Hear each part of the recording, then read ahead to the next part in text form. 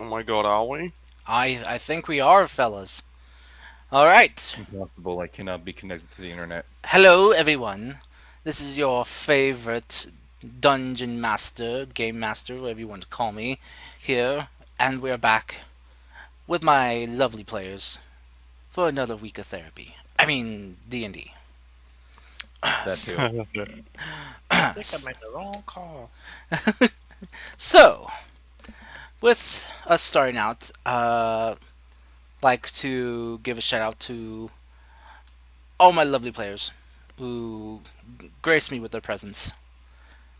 Yes. But it's And full of know you. all right, and with that, enough wasting time. Let's go into a recap. Who wants to do a recap? Well, I didly done mine last week. And to kind of change Uh, things up a bit, not only will you get inspiration for this week, you'll also manage to find a bag of money for your character. So, who's hard up on cash and wants some money? where do I we literally never start? need money. Not yet. You're made out of wood. The wood. Where did the session start? Because that's where I have usually trouble. Is the start of it. Uh, you guys started. It was after the the banshee attack. You guys leaving your camp and heading out from the banshee attack.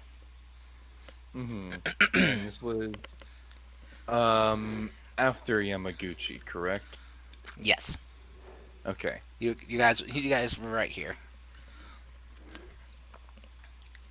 Um. Hmm.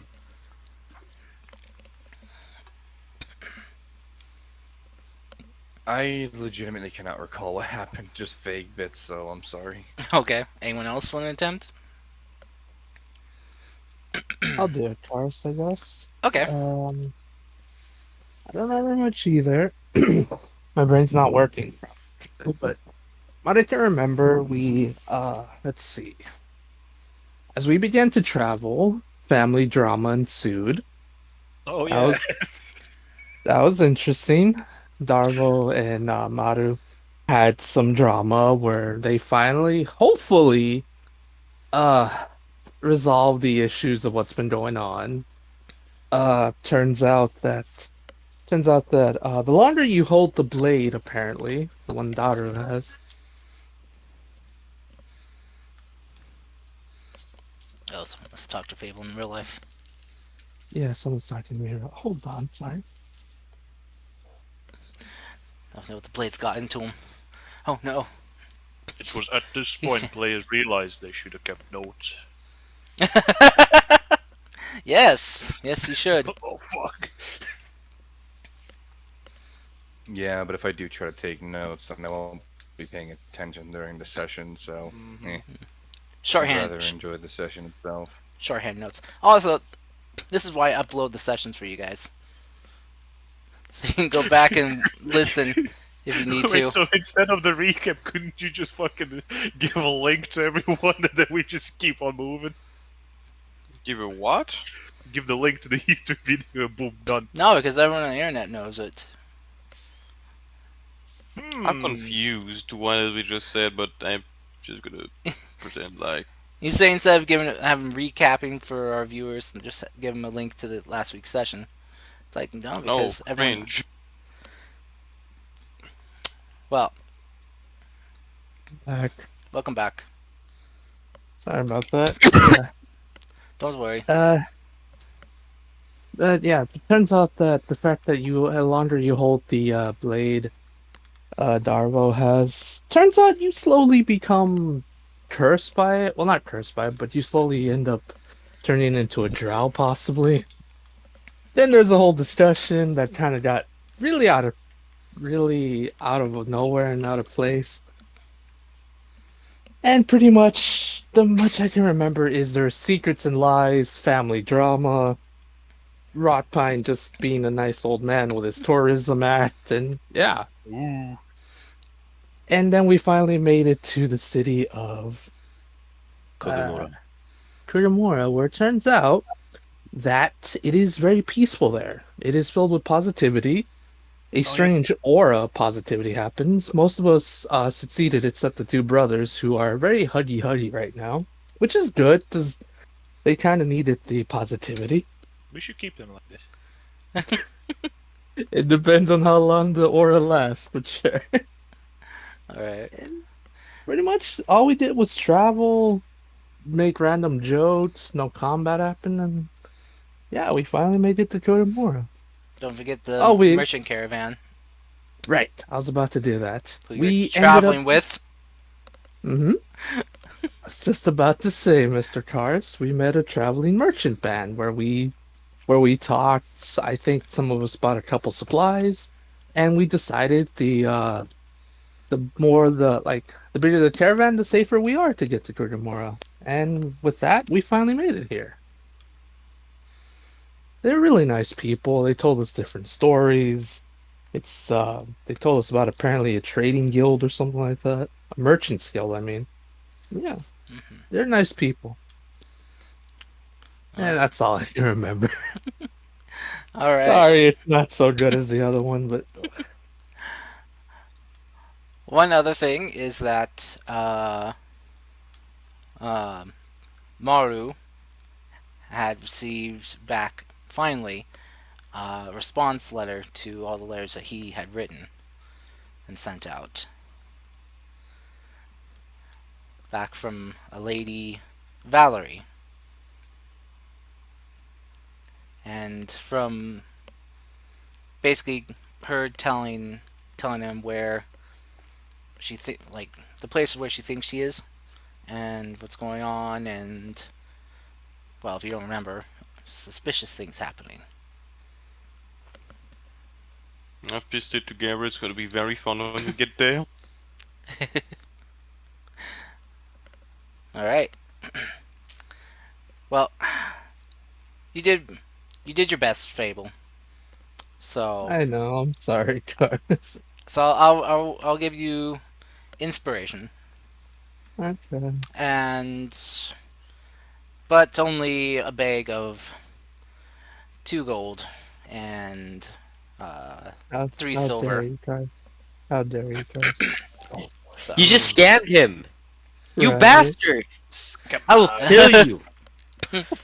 I'll murder you. uh, Cry about it. yeah. Cope with it. That's how the paladin became out of the dungeons. Oh goodness. Yes. Welcome to the Dragons of Dungeons. So, well then, let's jump in then to this week's session of D&D and kick off with you guys still on the road, heading closer and closer to Kugamura. Oh, no, you guys are inside already. Sorry, correction. You guys are inside, and you're free to do what you wish. I remember at the end of the last session you said that there was like what 2 or 3 treants that I saw. Yes. Okay, first of all, what the fuck? And second of all, I would like to approach him. Hey, Okay. So, well, let me get music going here. put some sick beat. Sorry.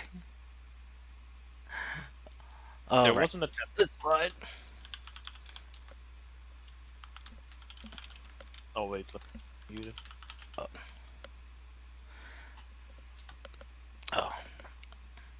Oh, it's server deafened. Okay. yeah. Yeah, just the server deafened.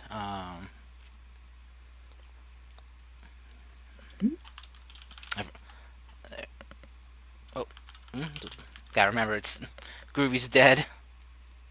F in chat, boys. F in chat. Okay. So, as you come over to them, they smile and greet you. They're going, "Ah, welcome, brother." Greetings, brothers. Well, How, it is quite a surprise to see you. What brings you all the way here? Oh, this place has the most wonderful of energies. Can't you feel it, brother? I do. It just makes all of your worries just wash away. We can live here in peace with everyone else. They are very kind to us, and their soil is most nutritious. Pardon me for asking, but shouldn't you be back at your grove, doing your duties? Oh, yeah. They kind of look at each other. Right, our grove. We we should get back. It's been what, brother? The other one who's was kind of like busy like looking at some flowers in this kind of garden area here. Kind of stands up and looks like, oh yeah, it's been 10 years? No, 20? Time just flies when you're at peace. Well, Oh, you boy. at least had someone that stayed behind, am I right? Oh, yes, yes. We came here in search of something. Oh, yeah, it was to find a new magical water pot. Our old one finally broke. Did you find it? They kind of look at each other. Did we? Yes, yes, we did. One of them just kind of fishes around in their upper branches for a sec before you see him pull out this like this cute like ornate and well decorated pot, like little watering pot.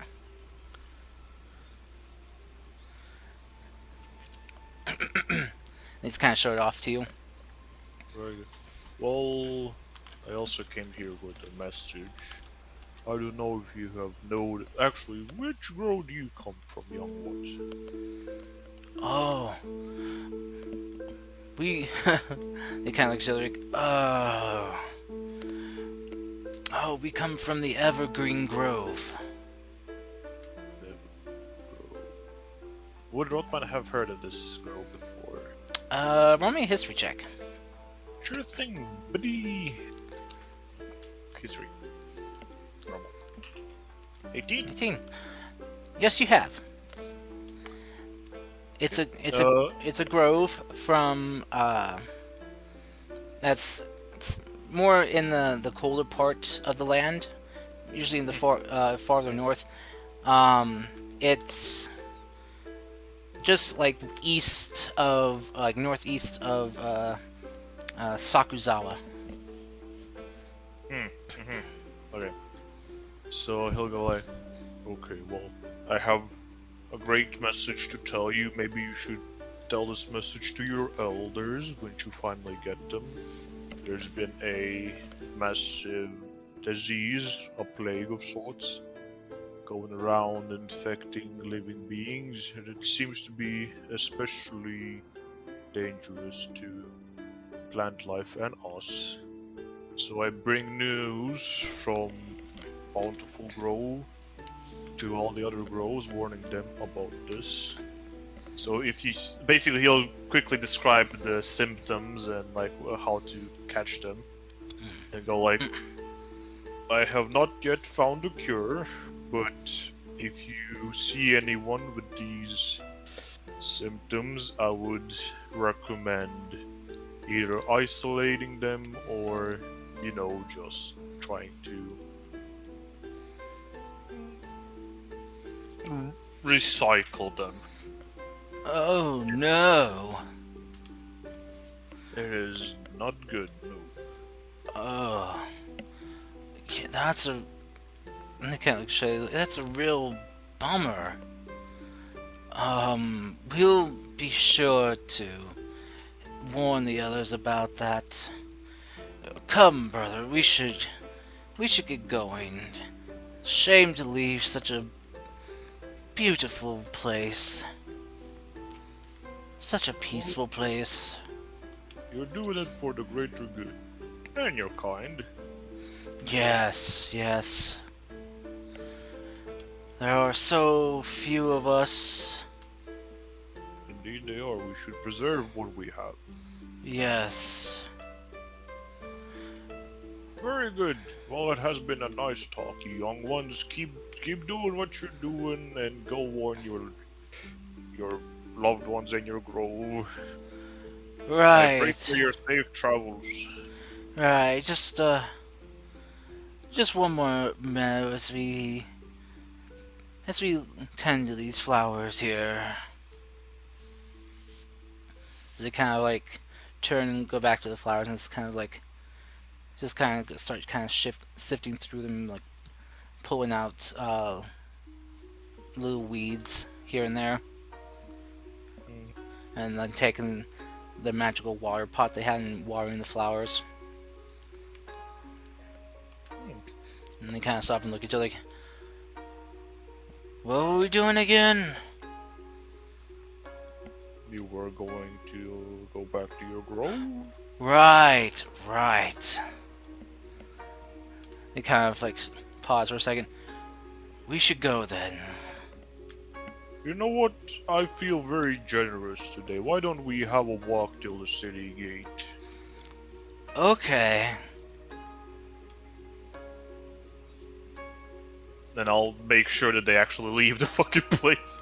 Okay. So you kind of show them out. They kind of stop as they get distracted by some things real quick. But you're able to readjust them and refocus them as you take them to the gate. So you kind of step out, they kind of look around, and then just start walking. Hmm. Rotmai's suspicious as fuck right now. He's like, okay, that should... whatever the fuck they did, that should not be happening. And then I guess he'll go back to the town and try... Because the party said where they're gonna basically be at, so he'll basically go and catch up with the party. Okay. What was the rest of the party doing during this? As you guys were just still just kind of like in the main thoroughfare of the city. I'm enjoying the scenery. cars. Yes, that's a name. I want to see if I can find someone to inquire any info about Shiranagawa. Sure. You want me to roll anything? Um.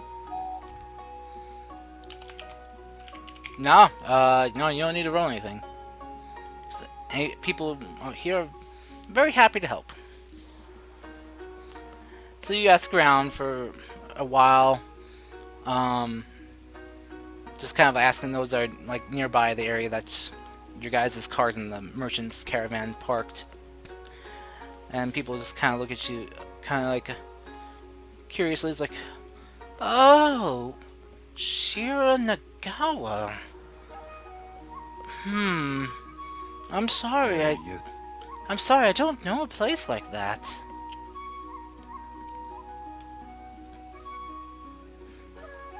Oh, But it's okay. I'm sure you'll find it eventually. Good things come to those who wait. So why not wait here in Kugamura?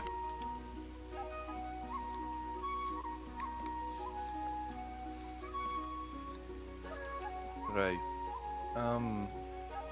Thank you for time. Oh, you're welcome. Have a great day. You as well. Thank you. She gives you the woman gives you a smile.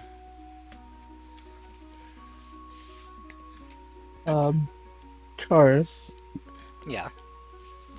I'm gonna go look for information about the god of this part of the of this place, Okay. of this kingdom. God, Okay. I can't word properly.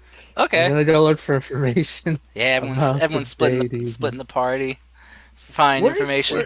we're we're in a kingdom, guys. A city. If Huh? we get attacked, I blame Jesus. I don't The know. fuck you mean finding information? I will just want to go to the bathhouse and have a good time. I want to mark someone. I mean, he can.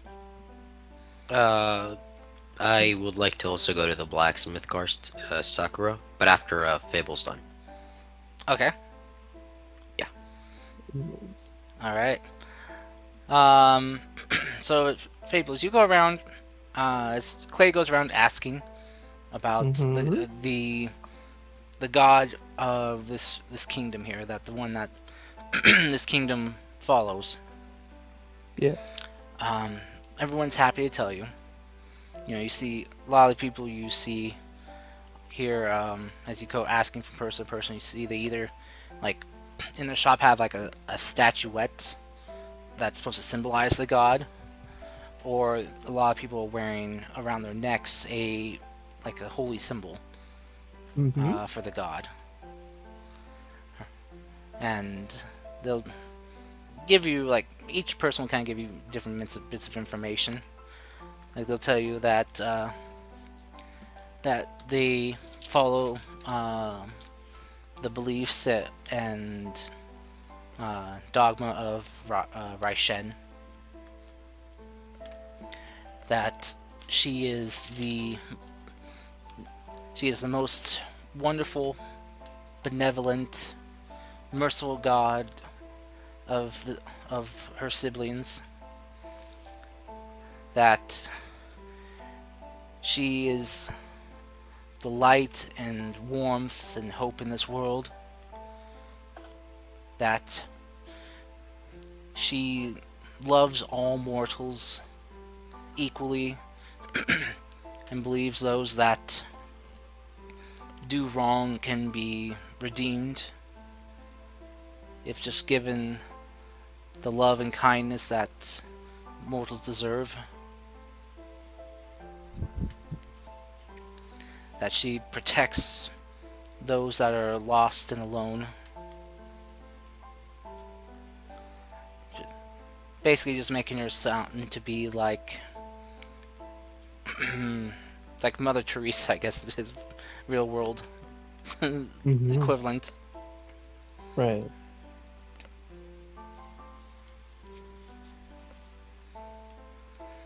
All right. That's interesting. Is there anything else they'd be able to tell me about, or is that about it? Eventually it starts to repeat. Okay, that made sense.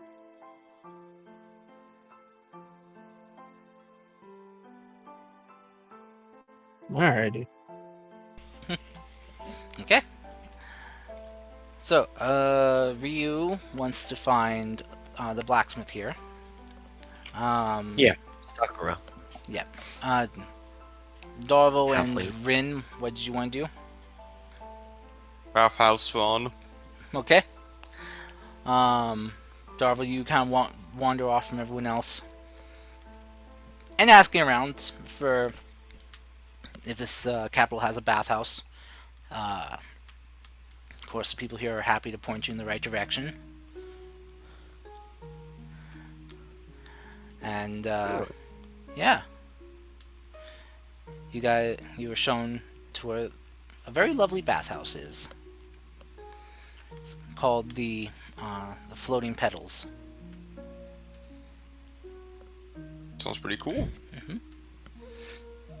As you are shown in, you are greeted by the staff there very warmly and welcomingly, and they tell you that while you're here, while you're here in the city, that they ask that you do not draw your weapon unless Oh, unless you're in a situation that requires it. of course, no problem at all. All right. So they'll show you in, and basically kind of holding your hand and guiding you through their facility. And they'll even tell you that they also offer drinks and massages too for customers. My lord. You buying all of it? Yes, sir. Okay. That'll run you for services and stuff. How long did you want to stay? You know, couple hours, but I believe time passes pretty fast. Okay. That'll run you then 2 gold. Done. Okay. All right. Well, while Darvo is soaking in the baths, Rin, was there anything you wanted to do? Oh, before we got to Ryu, Amazing. Wuji. Oh, did we lose Wuji? I want to. What's everybody else doing? Sorry, I had to step away for a couple of moments. Darvo has gone to find a bathhouse. Maru is going around asking about Shiranagawa. Clay is asking about the god of this region that this kingdom follows. Broadpine was helping a couple of his fellow treants out of the city, and Ryu is on his way to find the blacksmith.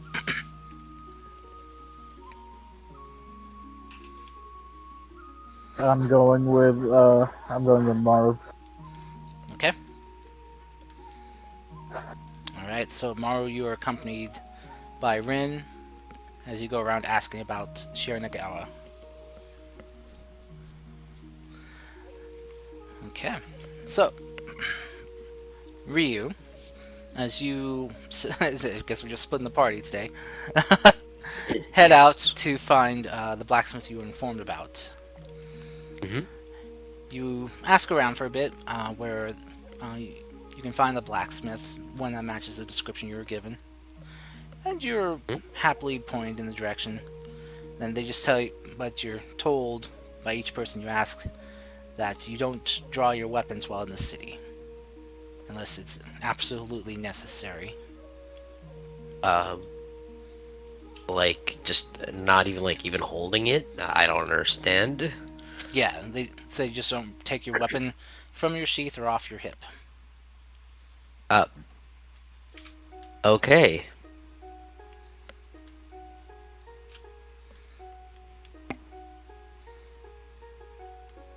And eventually you all of you get this kind of warning as well. It's the only time that these people you talk to sound serious.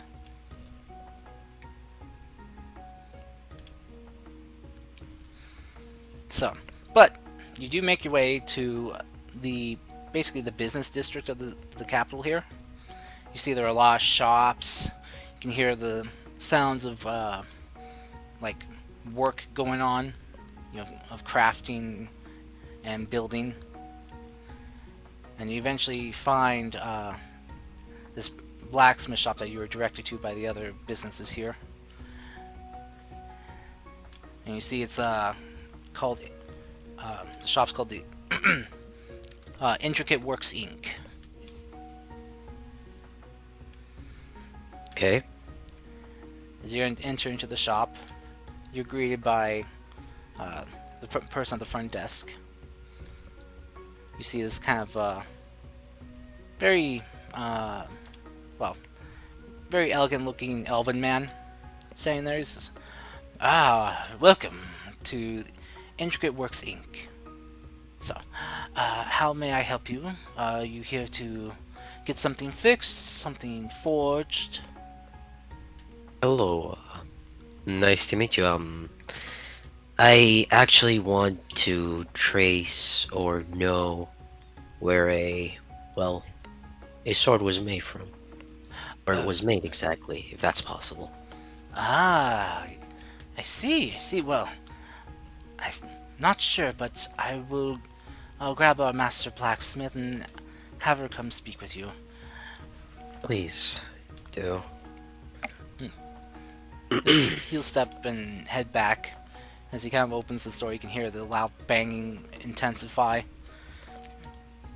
As he kind of calls out, saying, "Excuse me, Mr. Sakura.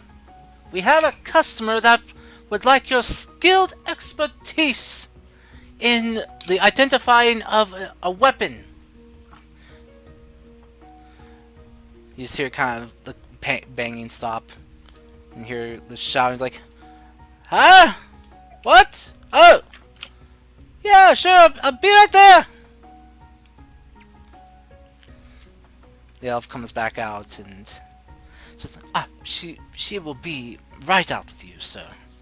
Just Okay. give her one moment as she puts away her work." Take your time. After about a couple minutes, you hear the patter of like heavy boots on the stone floor as you see this halfling woman come out.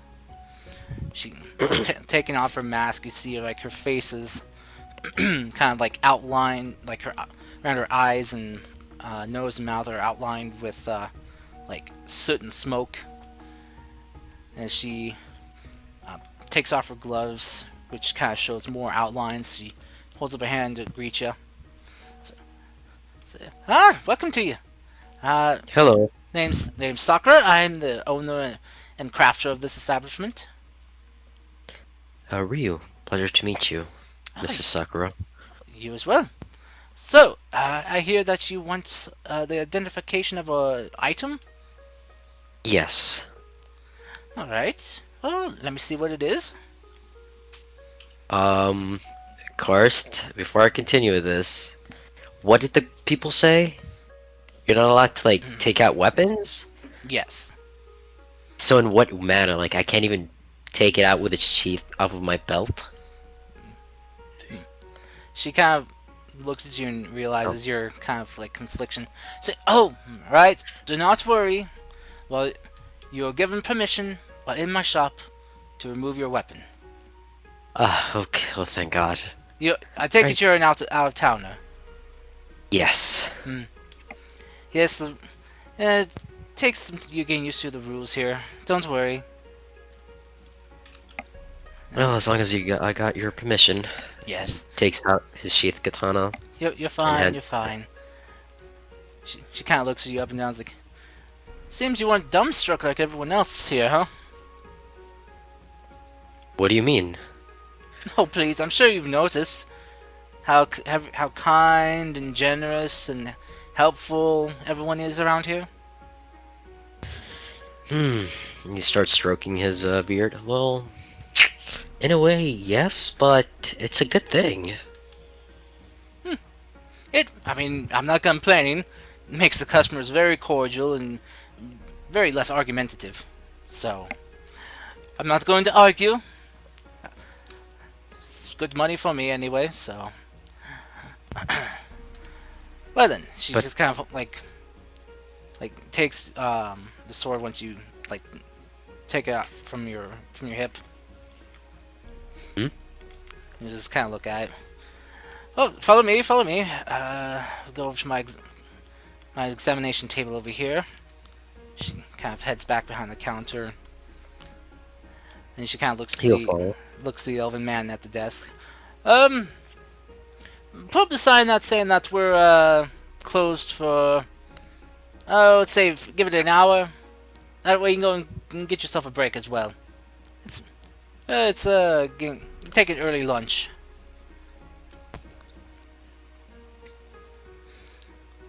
And the elven man will just kind of nod, and he'll go to the front door and just hang up a sign. And she'll kind of look to you. He's like, "Very well. This way, everyone to be disturbed."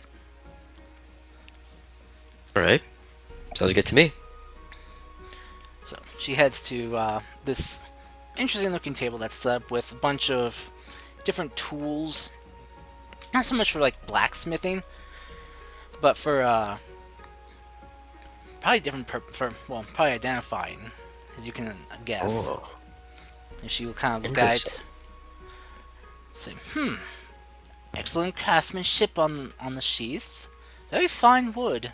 She kind of will kind of like take her fingernail and kind of very carefully kind of drag it like Yep. horizontally on the outside just a little bit.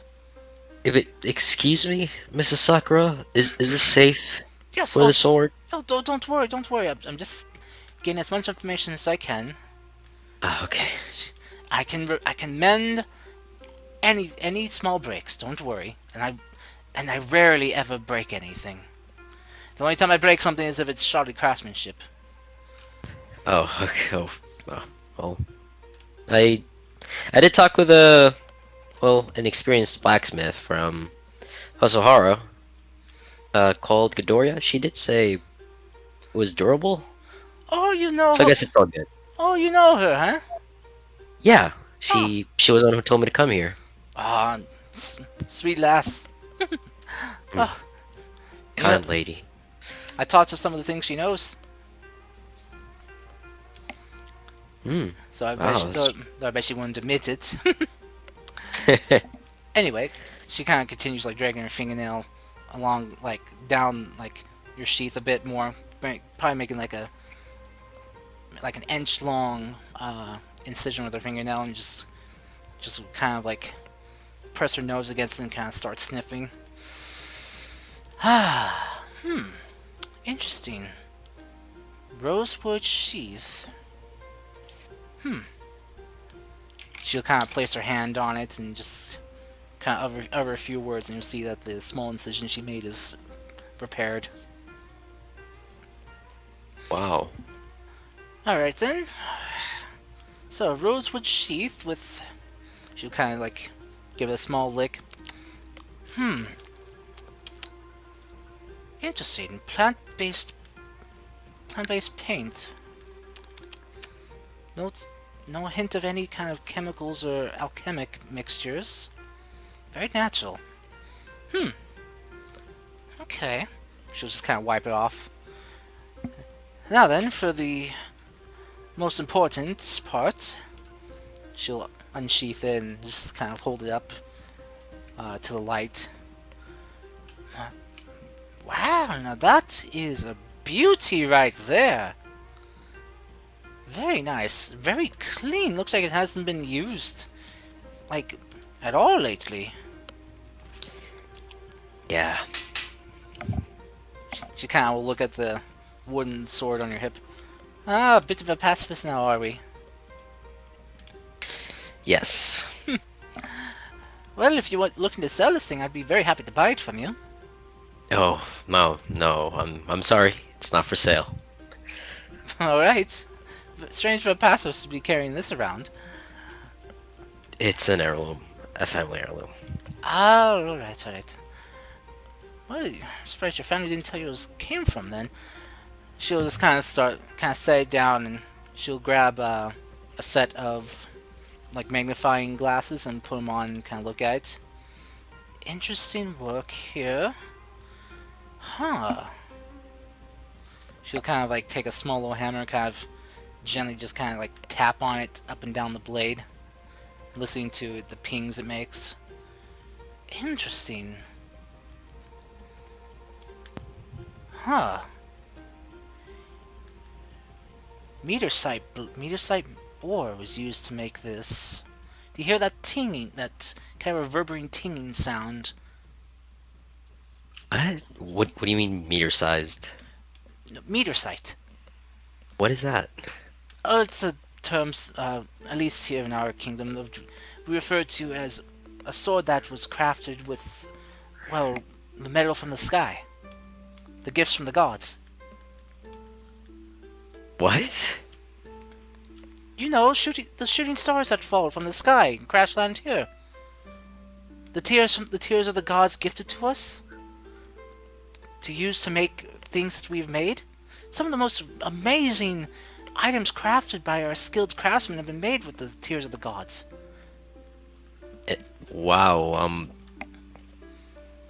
Then what do you mean by this? Is this like a rare thing? Well, it's not very often. Whoever made this was well, someone who could get their hands on that rare material, and even then, those who get it are often, well, very few and far between. These kind of blades are often, well, either gifted for skilled swordsmen or someone of accomplishment. Ooh.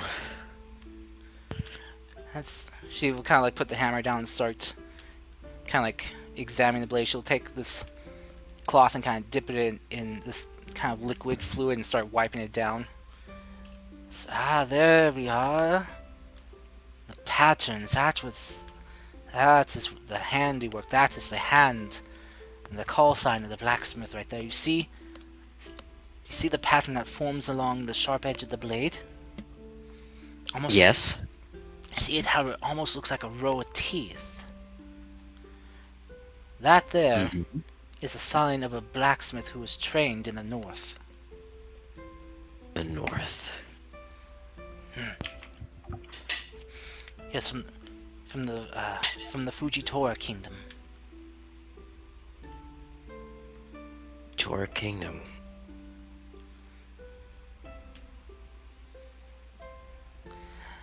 Now I can't tell you who crafted this exactly, just that they're from that region.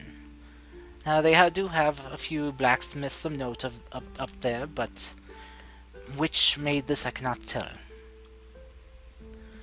Let me see here.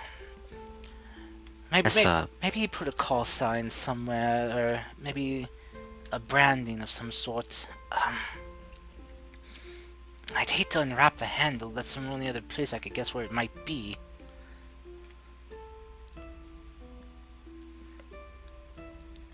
You did give me a huge lead. Where it came from. That's a lot of information. She'll kind of nod. Well, you're welcome. She'll kind of like continue to examine it. The handle was wrapped in what kind of looks like. She'll kind of sniff it a bit and kind of like rub her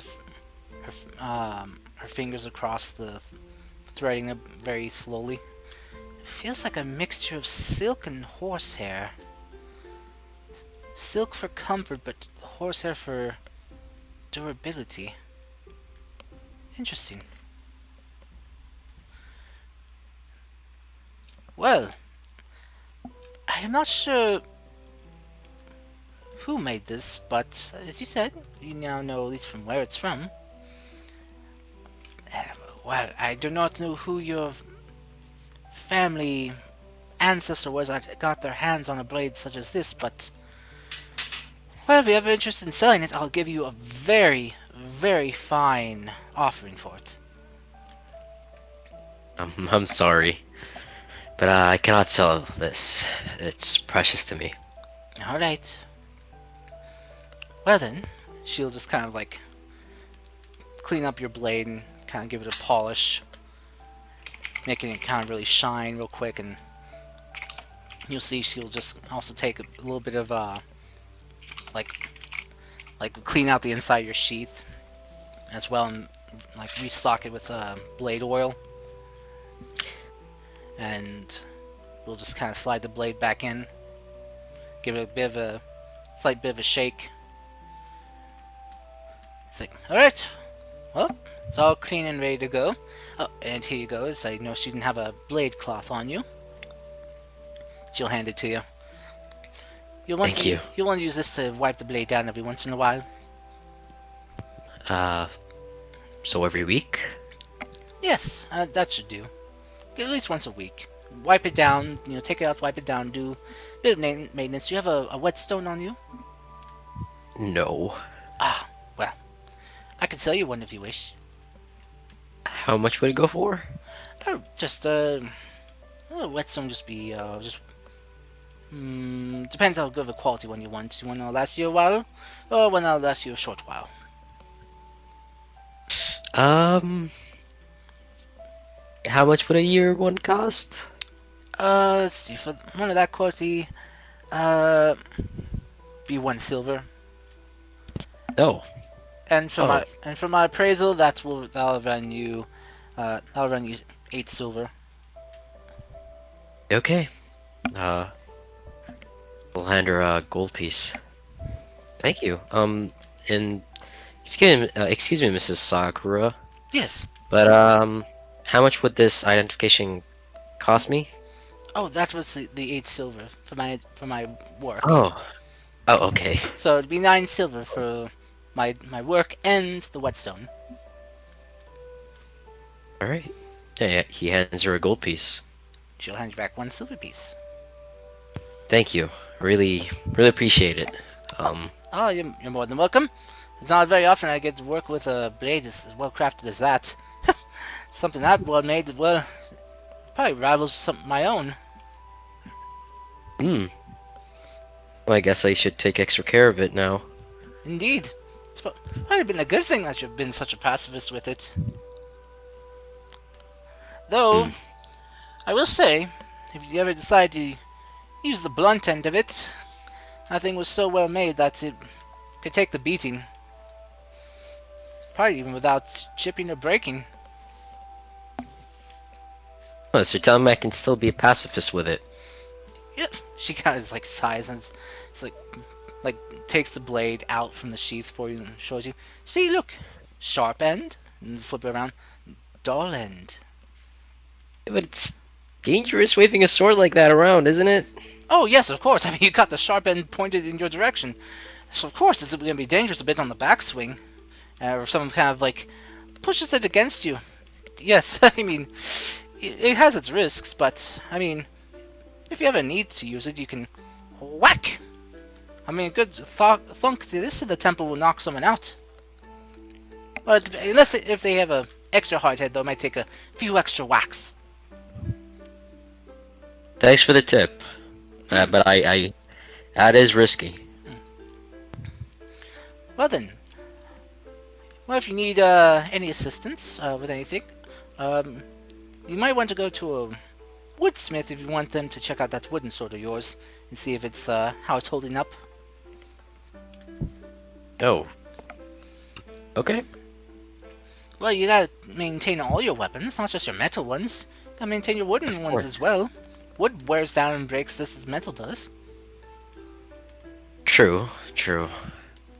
But I do take good care of these both. It'd be quite awful if your weapon broke in the middle of combat. Very true, very true. I mean, you would then have to use that very nice, elegant, clean sword right there. Well, if in emergencies only. Yes, Really yes. sounds like, would be a shame if something happened to it. Well then, if there's anything else you need, I'm happy to help. Thank you. As it is my work and my livelihood. Sadly, as you can probably guess, in such a peaceful capital here, we don't really get the need for weapons that so much. So, If you don't mind me asking, even though it's a good and well, there's a good feeling about this place. What is causing people to be like this? And how come I'm not affected by it, you and I? oh, well, that's probably because you. Well, I'm not entirely sure. There's a lot of rumors and speculation that go around. Some say that this here is a blessing from Ryshen herself, that she blessed this land around the city that the capital was built on to be a land of peace and harmony, where no harm can be done. Those with darkness and evil intent in their hearts and minds are, well, compelled to become nice. Some say that those who have troubled hearts and minds are the ones that are often blessed, I guess we could put it, with the effect of peace. The reason you might not be affected is, well, you're at peace. Or maybe it's that you're just too thick-headed and stubborn like me to be compelled by anyone or anything. Oh, okay. You didn't have to say the second part. Sorry, lad. Oh, my heart. Um, well, puts me in a nice mood. Thank you. I, I take it that you were kind of put off by seeing all this, were you? Yes? Yeah, of course. Hmm. It takes some getting used to. It does. But But I get it it's a isn't. good thing. It's not bad, yes. Especially considering all the terrible things that can go on outside the city. You know, I've heard multiple reports and stories of nasty things going on, so having some peace and security is very nice. Hmm. Perhaps I'll retire here one day. Well, I'm sure our city would be more than happy to accept you. I'm sure. She's kind of like taps your like outer thigh a bit. Besides, your skin tone matches the color motif here in the city anyway. You're very blended in Oh, with the cherry blossoms. oh yeah.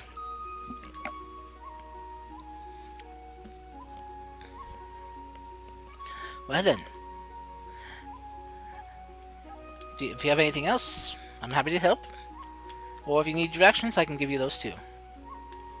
I'll head by what was the place called? Carpenter? The Woodcrafter. I'll head by the Woodcrafter. Oh, yeah, the woodworker. Yes. Woodworker, Yeah, yes. yeah. You head out from my shop here, and you want to take a right. You just head up that way. The best one I recommend is the one where the shop with what looks like it has like a giant oak tree on its placard. Giant oak tree. Okay, keep that in mind. Thank you. Where you will head out. All right. Well then, as Ryu's heading there, Darvo and Rin, as you guys are walking around, asking for information on Shiranagawa. It's Maru. God damn it, Maru. Sorry.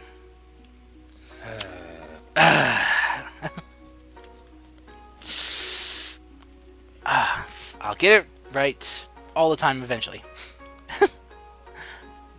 Rin and Maru, as you guys are acquiring information, roll me a couple of persuasion checks for both of you. Persuasion. Yes. Persuasion. Wow, Rin. Okay. I told you he does have a silver tongue. Okay. Liar. So, I'm yet to fail on a persuasion perception check. so Rin, as you guys are kind of asking around about Shiranagawa, you notice that Maru is, as he's kind of like being told that people don't know anything. He's just taking it in a very more chipper way than you would expect. Being him and his brother have both been acting weird since you got close to the capital. But as you kind of like step in and kind of press this person that you're talking to a bit more, they kind of like back up a bit. It's like, oh, okay, whoa, okay, well, well, when you put it like that, I,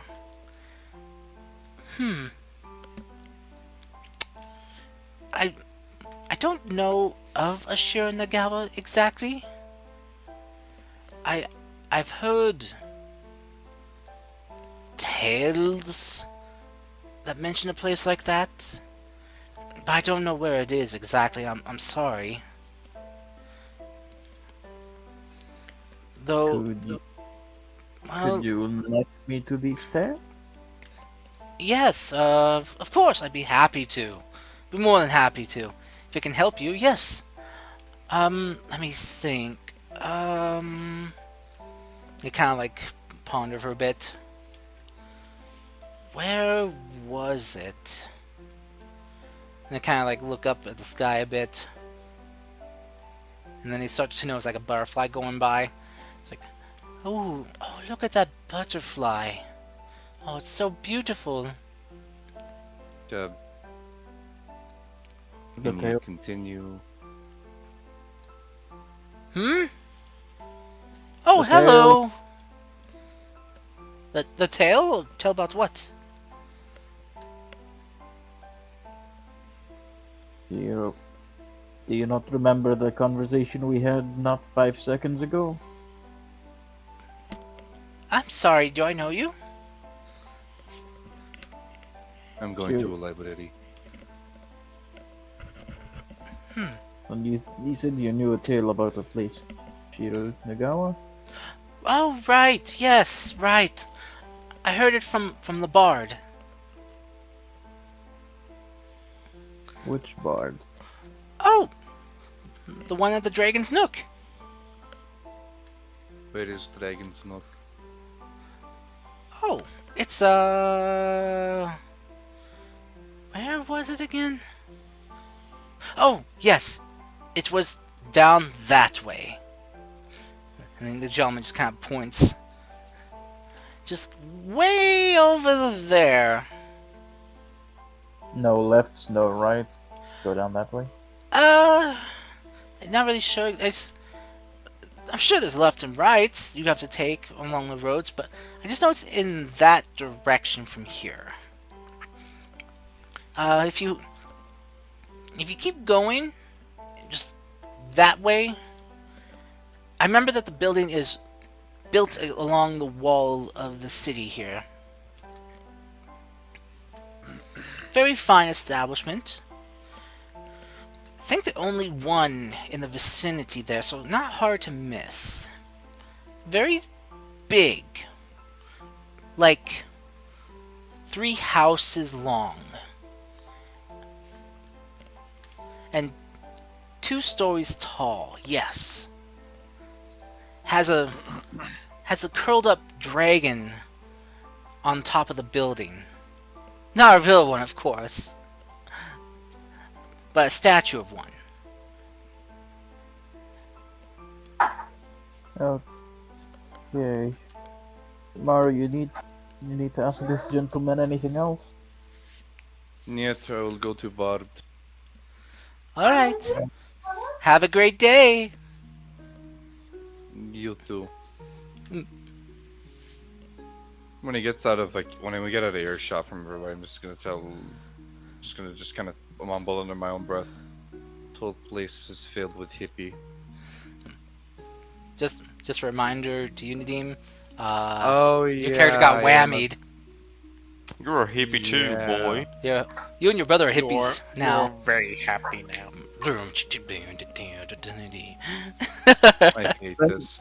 Think of what Going your character- along with my bandana and my round sunglasses, going around listening to 70s school music, lying in the grass. think about what Maru would do, then do the opposite of that until we leave the town. I'm not gonna beat the ever living shit out of your character, which is Oh dear. Good. He's gonna beat you with kindness and passion. Different game, same dysfunctional party. yeah, pretty much.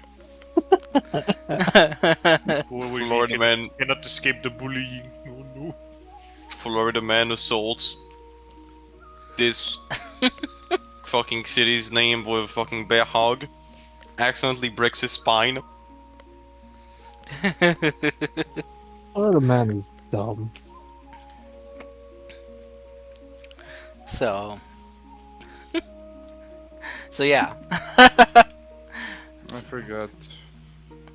It's okay. I tried to remind you at the beginning for you to get both. But I guess I just wasn't very clear. No, it's not that. I'm just kind of doing 2 things at once. Oh, shame on you. Man. Our uni calls. I know. Anywho. That's important. Anyway.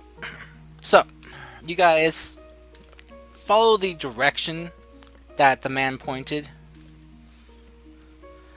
And you can ask for directions along the way if you wish. I get the feeling that I'm gonna need to in two ways of I'm also gonna need to continuously keep asking for directions every now and then to I can keep getting like a that away. Yeah. Also, Maru, occasionally as you're kind of heading this direction with Rin, you get distracted every now and then by like a group of of a flower bed, some animals, butterflies, and Rin, you kind of notice this easily, and you'll have to keep Maru on focus, on point.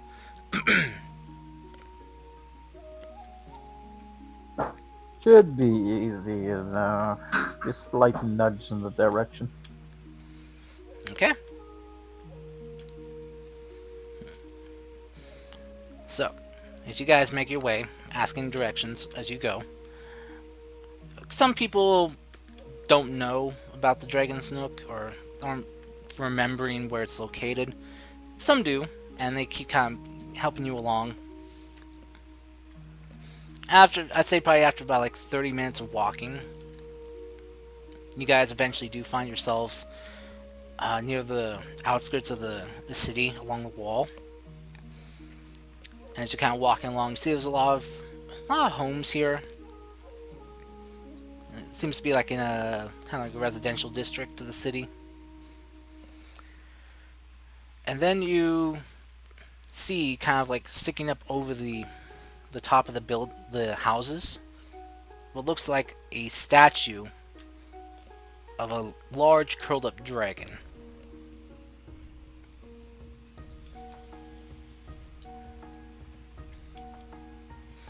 And you figure that must be the place that you were told about by the gentleman.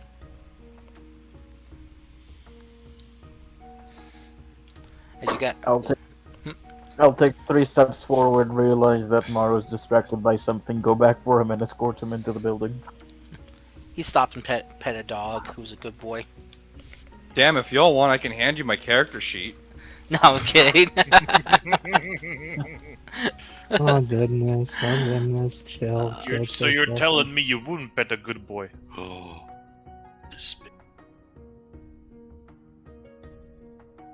The city is full of good boys, so you must pet them all.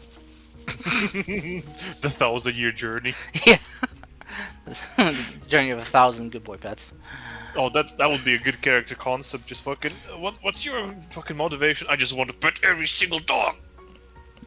Anyway, as you guys make your way, you arrive in front of the Dragon Nook. Very lovely place, very lovely establishment. As you guys walk in, you can hear the sound of music playing throughout the facility. You see there's a couple couple stations set up where there's music playing, like different types of music, and you see that there's like a wall that's set up to separate the sides.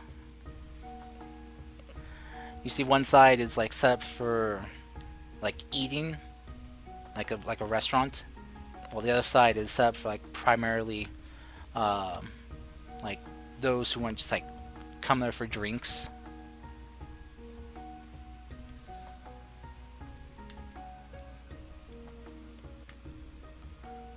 So it's your guys' choice of which side you want to go to. I'm going to look for Bard. Or anyone who looks like a Bard. There's 2 here. There's one on the bar side and one on the eating side.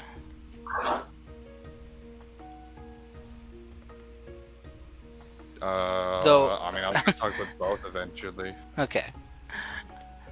I'll just say the one on the bar side is a female.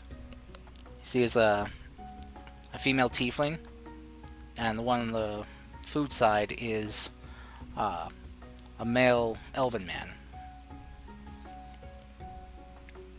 We'll go with Tiefling first. Okay. So you guys head over to the bar side and approach her. She's in the middle of playing a tune right now. and singing a very lovely song. It's very calming and relaxing. She kind of looks at you, sees you both, and kind of gives you a nod as she continues playing for about like another minute before she finishes the song. She kind of raises up this little small cone and speaks through it. Well, thank you all for coming. I'm going to be taking a 15-minute break. Appears I have company, so in the meantime, hope you all enjoy your drinks and have a lovely day. She'll set the cone down as well as her instrument and will stand up and kind of stretch. She's like, oh, well, hello you two. What can I do for you? You look lovely. Oh, well, thank you. So do you. Pardon me, but I need answer for question. Of course, I'd be happy to help. Did you possibly sing about Tale of Cars? Can you move your mouse so I can see what the name of the thing is? Sorry. Shiranagawa. She kind of crosses her arms and closes her eyes a bit. She tilts her head from side to side. Oh, yes, yes. I do remember singing about a tale I've heard about that. Oh, gosh, that was like a couple months back. It wasn't very popular. Apparently, it bummed people out. So I had to drop it from my list of songs I play. Can you tell me where Shiranagawa was? Well, Is from what I remember, well, of course, I'm of very course. tired. It's also alright. She kind of gestures for you guys to come sit down with her at a table. She'll kind of like raise her hand and raise 3 fingers over to the barkeep. 3 lemon drinks, please. The barkeep will kind of nod his head and will fix you guys 3 lemonades and hand them to you. Alright, here, sit down, have a drink. As I try to recall details of that tale, she kind of upon like, one sec. She'll go and grab her instrument and come back over and just kind of like tune it a little bit and start kind of taking a few strums. It's like, okay, and she'll start playing a very haunting and just kind of like soul resonating tune with you in front of you two. The Tale of Shiranagawa. Oh, lone adventurer, traveling far and wide, found himself in the mist that hides things far and wide. Lost they were as they continued on, not sure of where to go. Found themselves they did in a land foretold. Beautiful it was, vibrant and full of life. Mysterious and strange, the adventurer saw things that came to life. There he saw people unlike him, people who changed on a whim. They called this place home, Shiranagawa it was. Shiranagawa he saw. Shiranagawa he frolicked with, and never again saw his loved ones. They say that he lost his will to leave, that it beckoned him to stay. The mist that took him, the mist that made him stay. She'll end her song there and place down her instrument. You know, now that I hear it again, it's a bit of a bummer of a song indeed. I can see why, but I appreciate information. Do you possibly know where this Shiranagawa could be, or is it only tale for you?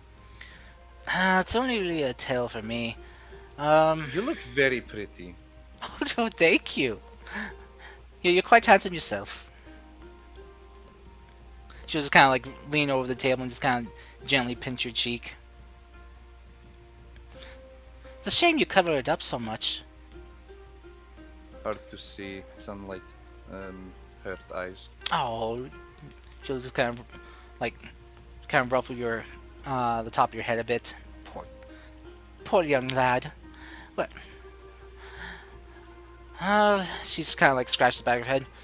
If I remember correctly, I learned about this tune from, well, north of here.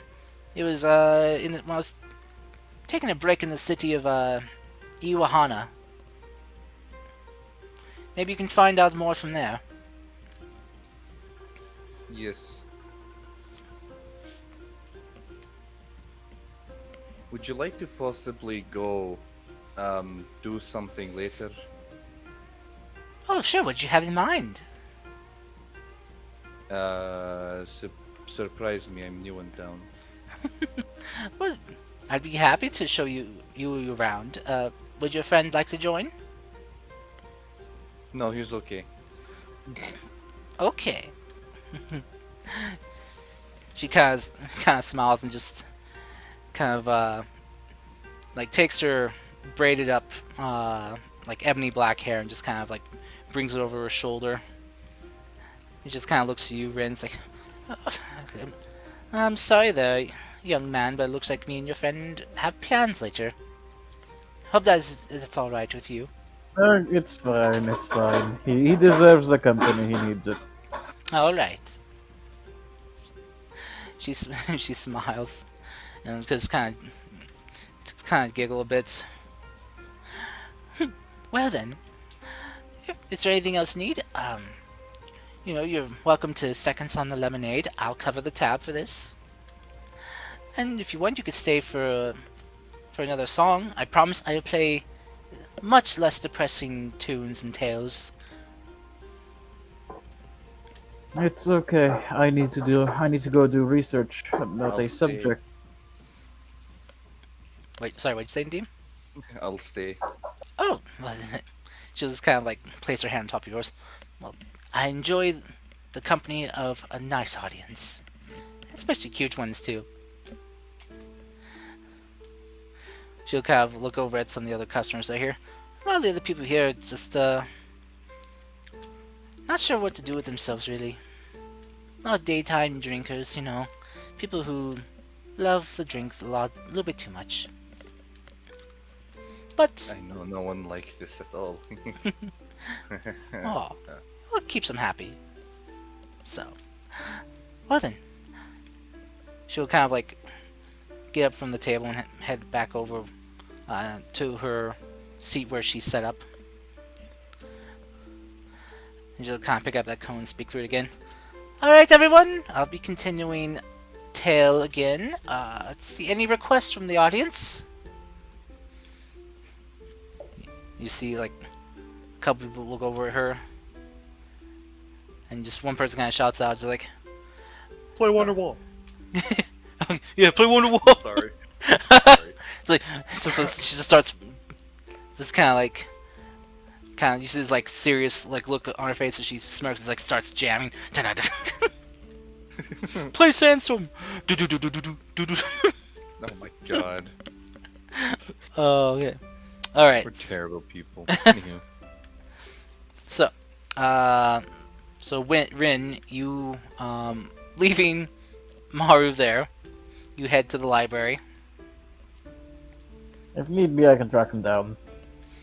So I'll go look. I'll do a library and I'll do research about what has him so fucking interested. Okay. Usually you can easily find the library, as you're shown in the general vicinity where it is. As you get closer, people are able to give you better directions. It goes from over there to something in detail. Yeah. So, but Do I notice anyone who's not high? roll a perception check. I meant from the people I'm talking to. Oh, there's one person you've run into when you're trying to find the library that wasn't. Kind of looked.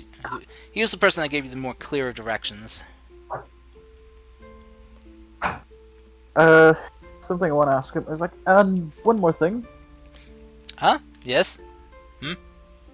Why are you not, how do I say this without sounding rude or racist? Like the others? Oh, you mean how come I'm not, well, high as the clouds? Yes. I don't know. Well, the tales and rumors we have here in our city is that it's either because I'm, well, worry-free. I have no worries or darkness in my heart or mind that the blessing of Ryshen cleanses away. That I am at peace with myself already. Or it's, well, because I'm just too stubborn to, be compelled or whatever. Not really sure. I mean, it doesn't really matter to me. I mean, everything's peaceful and nice here. I get along with my co-workers, my boss. My families and I are happy. Nothing really to complain about.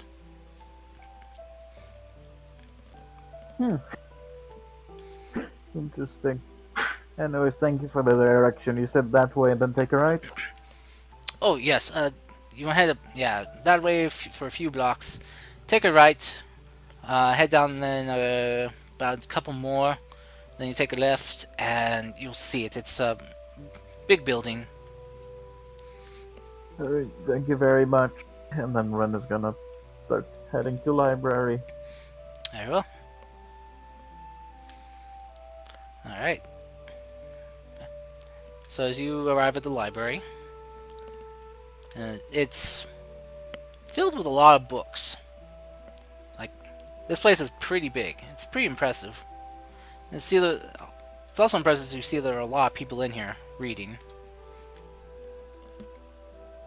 Are the sections labeled alphabetically?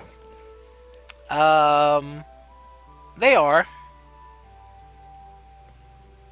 You also notice that there are some books kind of floating around as well.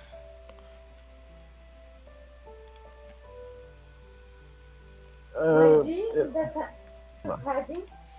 Oh no. Oh no.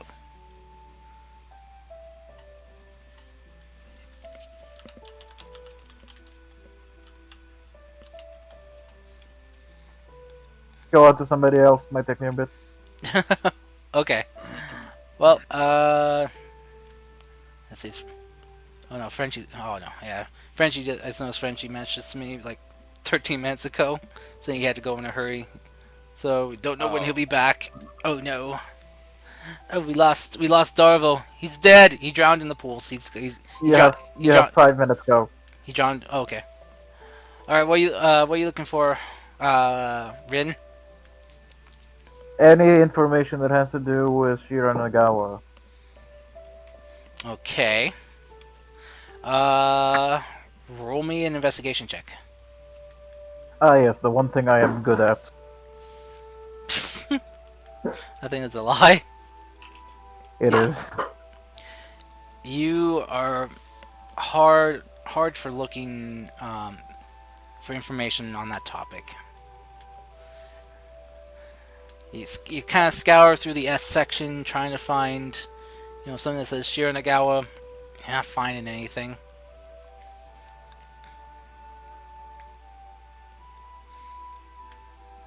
Oh, I couldn't find the book. Anything that has to do with it, let's go start all over again.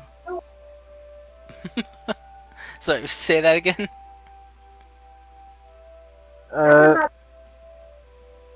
Go to somebody else. Okay. Well then, is there anything anyone else would like to do?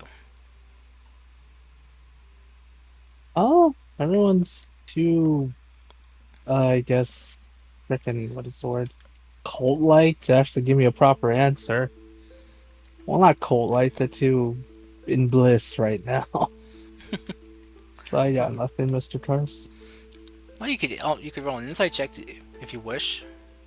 Sure. Actually, I have an idea, but I feel like might be too dust shy-ish. Alright, yeah, there's nothing. Insight. I'll say that's a Thursday game reference. Someone who besides me will get. I know, that's why I said it, Mr. Man. 14. Okay. hmm You can tell that the people you talk to are, even though they're being very kind of blissful They're and not happy. happy to help you, they are being honest with you. They aren't trying to hide things from you or be, indirective or misdirective with you. hmm As far as you can tell, they're being wholly honest and trying to help Okay. and answering to the best of their ability with what they know.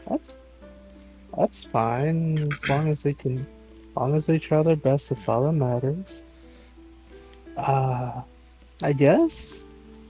Since I'm curious, would it be possible to get let's see. Would it be possible to get one of her holy symbols, Ryshen's, I mean? If you ask around for it, probably. Okay. If you ask one of the people here, about where you can get one, they will happily tell you that if you head to the temple district here, that the holy symbols are sold by the priests up there.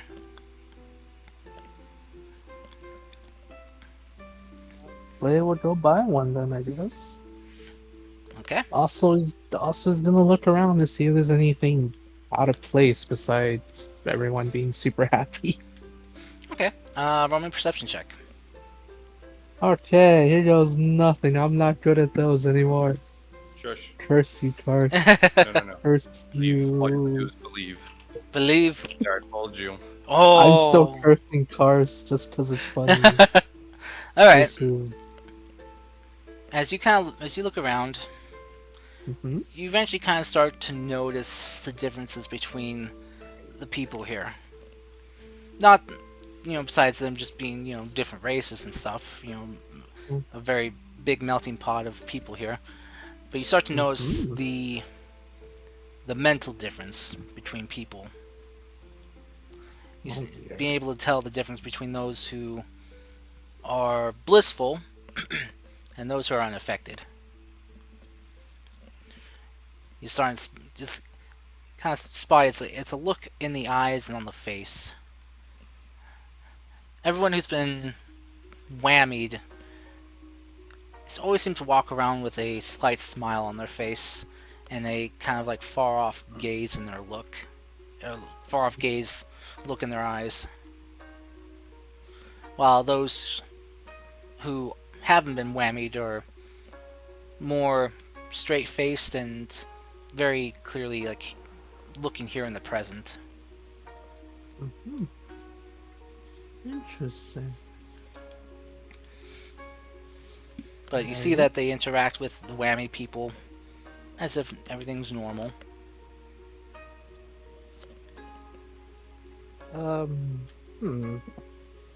I guess at one point, if there's anyone at the temple district that's not been whammied, I would like to try to ask them a question. Okay. Just because I know they're all telling me the truth, it's just I'm generally curious if they'll give me the same answer and start repeating it over and over again too. Okay. As you come here, as you arrive at the temple district, It's a very lovely place. The entire surrounding area is like filled with cherry blossom trees that surround the area, which gives a very beautiful reflective pink hue to the area. You see they also have like natural, kind of a mixture of natural water and uh, built water fountains that have lovely water displays going on. As you enter and you see some of the monks here and priests are busy just kind of cleaning up the grounds, fallen flower petals from the trees. They greet you with a smile and wave. And you kind of notice, though, as you kind of look at them, none of the people here are whammied. Interesting. I wonder because they already worship Ryshen, or is it because of they're more enlightened? I'm curious now, Kars. As you keep heading in, one of the priests there, who's in the middle of offering a prayer, as he kind of scoops up some water and kind of tosses it over some statues. He'll stand up and kind of pull back his hood, and you see these shaved head with some tattoos on top of his head going back down back of his neck. Is this half-orc man before you? Ooh, half-orc monk. Nice. It's Mogesh. No, the half-orc monks are Mogesh! With how slow he ages, I wouldn't doubt it. Okay. But you see that he's got like one of his tusks is broken off than the other. So he kind of looks to you. He gives you a slight smile, and with his hands together, he bows to you. It's like, welcome to the temple. Are you here to offer prayers or need spiritual guidance? A bit of both, really. Well, I'm happy to help you with whatever you need. Come this way, son. Okay. You'll kind They of will follow him. Father? he'll lead you over to this kind of one little shrine that's been set up, and you see there's a statue of which you can assume is Ryshen, and a few other smaller statues that seem to depict like animals or other kind of beings or creatures. Not really sure what. As he'll kind of open up this little wooden box that's next to the shrine and pull out a couple of incense sticks. So you'll kind of set them into the sand bowls before the statues, and we'll take one of the candles that are burning and we'll light the incense. Alright. Now then, how may I help you? Yes. You see, forgot to introduce myself. My name is Clay Ironheart. I am a traveling scholar. I was hoping to learn more about each one of the dragon gods. Try to understand them. Hopefully, spread the teachings other places as well. If people would be open to such things, that is. Ryshen accepts all who are open to her warmth and love. And to forgive my rudeness, my name is Monk Kodu. An honor to meet you, Monk Kodu. Many blessings upon you, Clay. So, son Clay, I will try to help you answer your questions as best as I can. What is what do you wish to inquire about first? I've noticed the minute I entered this city, everyone is, well, filled with positive emotions. But I've also noticed that some don't seem to be affected. Is there a reason for that? Ah, you're talking about Ryshen's blessing. Yes. Yes, well, it's Tales state for the founding of our kingdom and capital here. That this land was blessed by the touch of Ryshen herself. That within this land, from what we can tell, extends for about 20 miles from the center point. Only peace and happiness will thrive here, will flourish and be allowed. Those who carry ill will, or darkness, or evil intent in their hearts and minds will be touched by the blessing. Or so the stories go.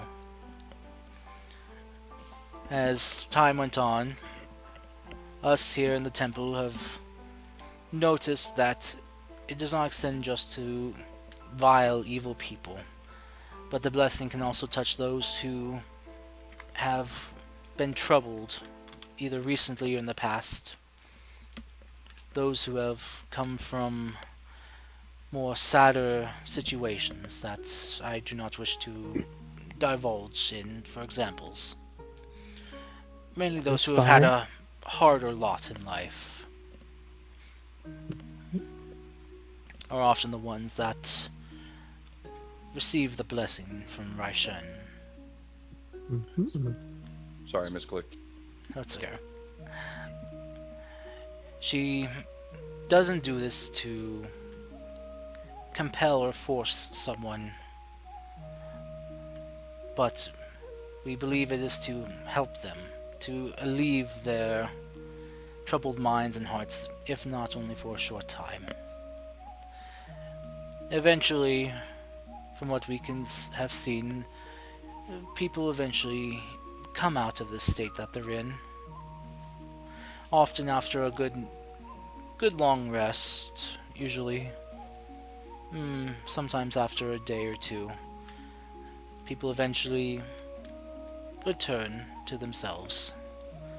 But again, if the hardships that weigh on their heart and minds become too much, they may fall under the influence again.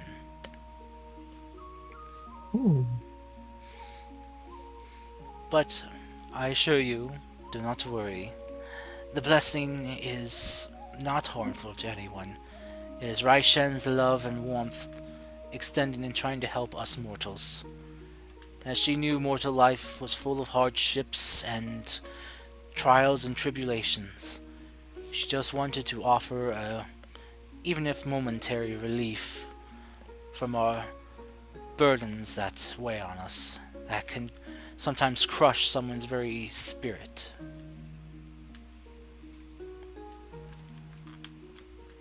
Hmm.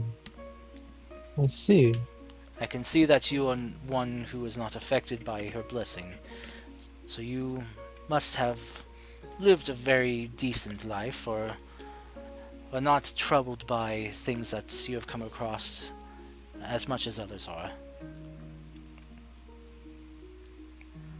You can say that, yes. Well, Hmm. I hope that answered your question.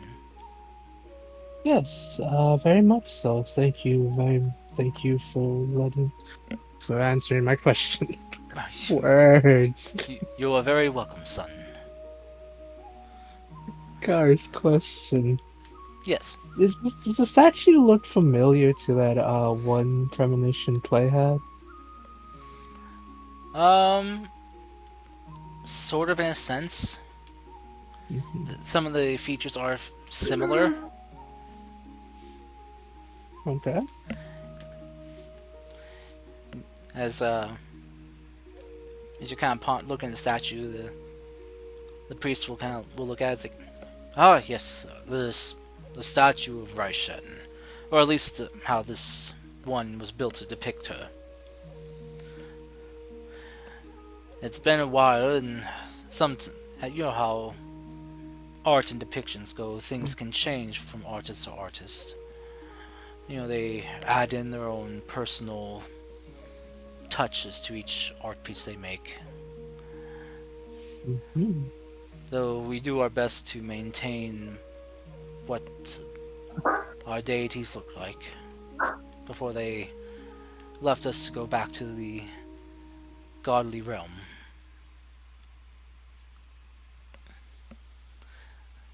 Your deity, sorry. The deities were here once? Yes. Yes, well, at least as tales say they were. They used to live amongst us. That we could bring and offer them offerings and give them our prayers directly, and sometimes even ask favors from them. Hmm. Though at one point, as our people grew, as mortals began to expand beyond what we were before, become more self-sufficient, relying less upon our gods for our daily needs. Tales say that the gods eventually left us.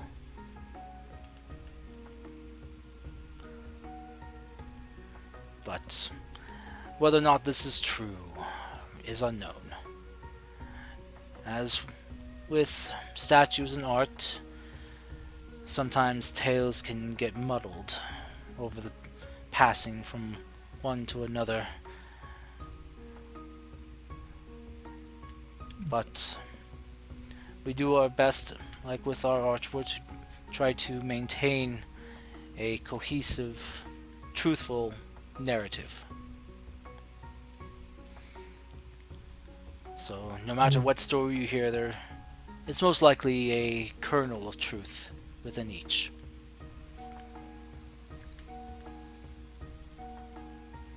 Hmm. Makes sense, yes. So as the stories go, as the gods left our mortal world to return to their realm and watch over us from on high, each kingdom began to be formed.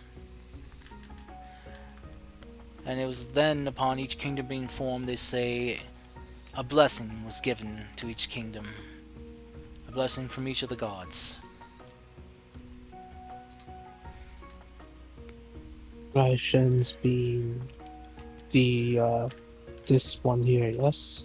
Yes, Ryshen's love and protection.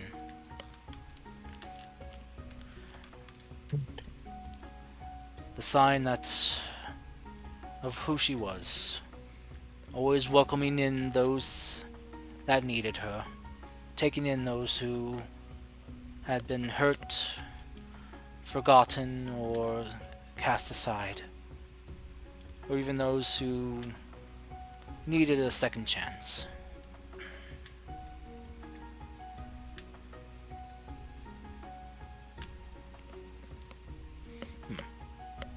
The priest will just kind of like kneel in front of the shrine that you're at and just kind of place his hands together and offer a prayer.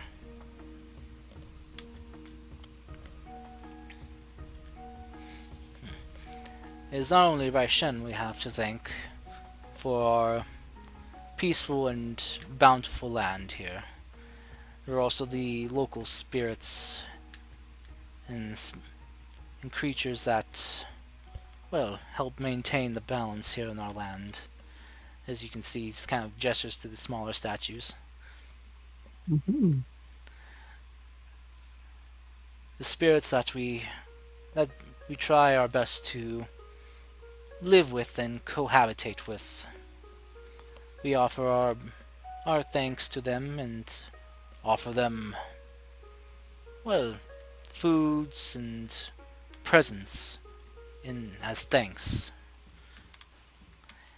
If the food and presents are accepted and taken from the shrines, then we know that the offering was welcomed by the spirits.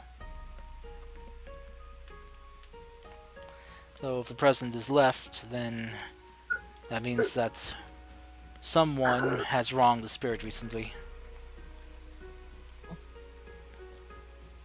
So we do our best to make amends.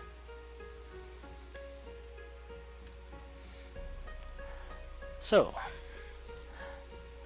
I am sorry, I tend to ramble. It is a bad habit of mine. Is there any other questions you had, child? Yes, just one more. Hmm.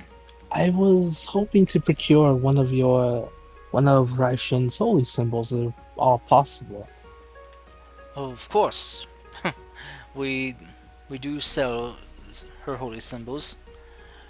The money that we procure from their sales, we fade into the temple's maintenance here.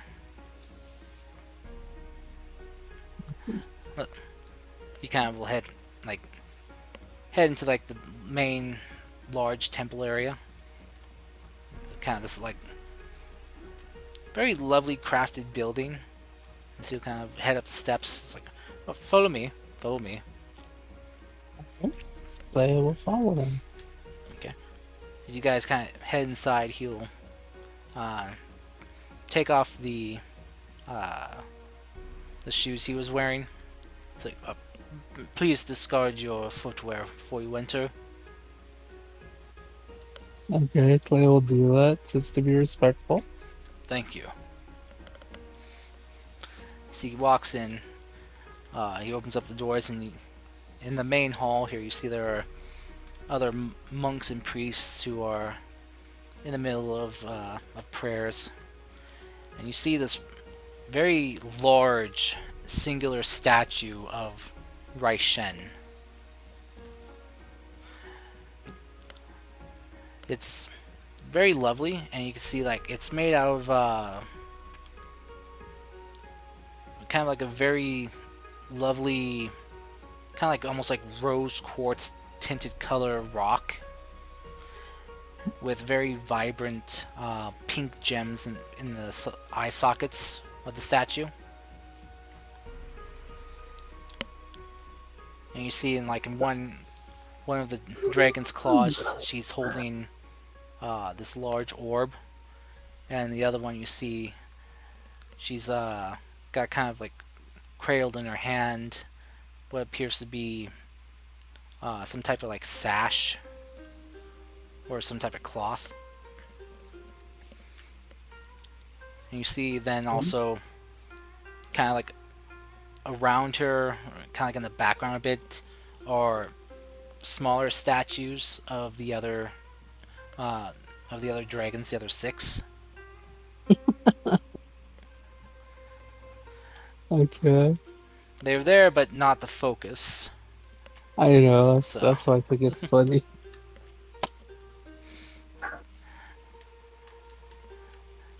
So, but the monk you're following, Monk Kodu, he will head over to in front of this large statue and will open up this box and pull out a holy symbol, and I'll bring it over to you. Just kind of holding on to the chain with one hand as he kind of dangles it with his other hand, just kind of like holding it, like kind of presenting it to you. Here you are. Oh, our holy symbol we offer here of Ryshen.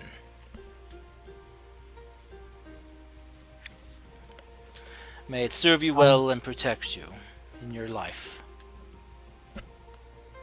How much will that cost, Mr. Cars? The monk will as you kind of take it, he'll say, for the holy symbol, that would be 1 gold piece, please.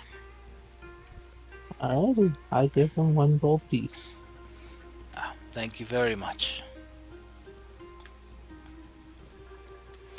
Now, if you wish to make a donation to the temple, you're very welcome to. I will give him, but yeah, I'll do that. I'll give him 6 gold because of because of how helpful he is. Okay. Just here you are.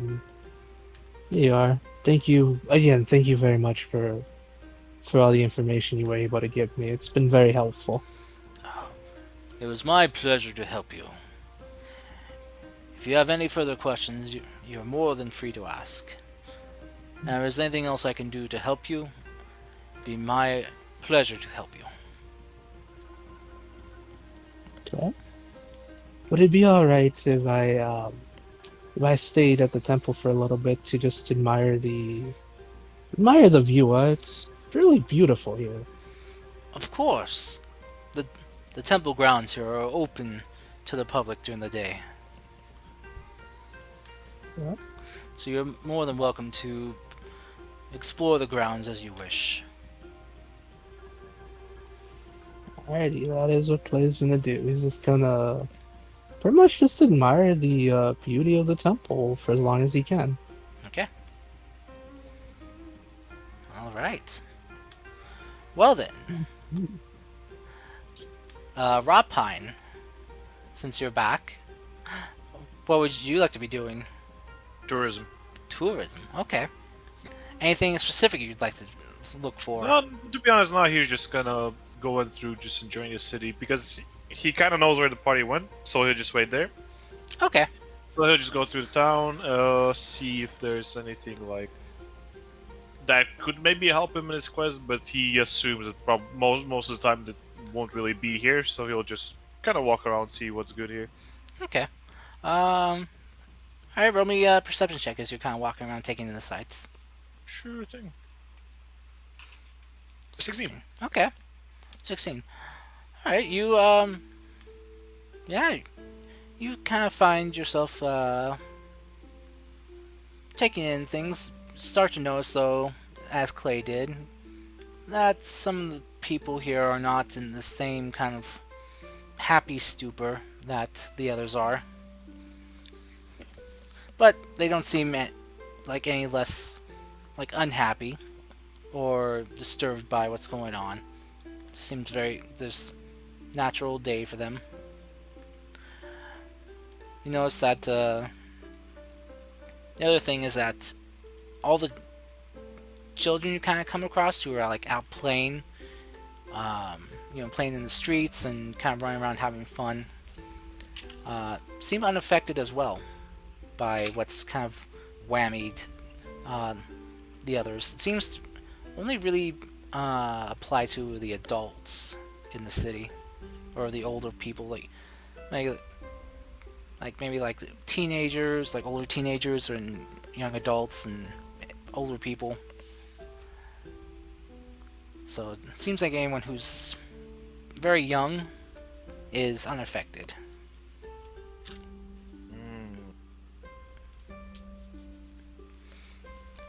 No, I think wait, what? Fuck me. Brain lagged. I think. Well, yeah, he'll just kind of like go around, explore the gardens, just have a look how people live here. Like, he isn't looking for anything in particular. He's just kind of like enjoying the sights, kind of. And then when he's like, at the point where he would meet the party, he would probably just kind of, either like root down or just kind of like stand around there, just kind of like be an observer, I guess, in a way. All right. So as you're kind of taking a tour of the city, as you're walking around, you eventually finally come across what looks like a patrol of city guard. As you kind of noticed before, with your good perception, there weren't very many guards around patrolling the city. At least not in the area you were before. As you've gotten kind of a bit farther in, you kind of notice you're getting closer to what looks like a kind of like a castle-looking like building, or some very large, important building. And the guards kind of, as they're patrolling in groups of 4 at a time, kind of stop and look at you, but then continue on their way. If they stop and look at me, Rothpine wouldn't actually acknowledge that they are looking at him. He will just literally just keep walking forwards like nothing has happened. Yeah. He has done nothing wrong. He don't care. Oh yeah, it's just you know, you're you're a treant. You're a large walking tree. It's just kind of makes them take a pause. They aren't like looking at you like with serious like stares. Like, oh, you're a troublemaker. Just kind of like, oh, that's an interesting sight. Okay. Well, the other treants were here for at least 20 years, so hmm he would assume that people by this point, especially people who have lived in the town for longer, that they would know what they are. So. Oh yeah. It's just you just didn't look like the other two. Your your your physical All this appearance was talk. different than the others. Yeah.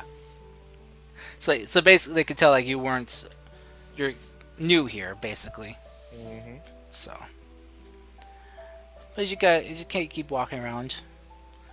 You do eventually find yourself just kind of passing by in front of the castle. Hmm.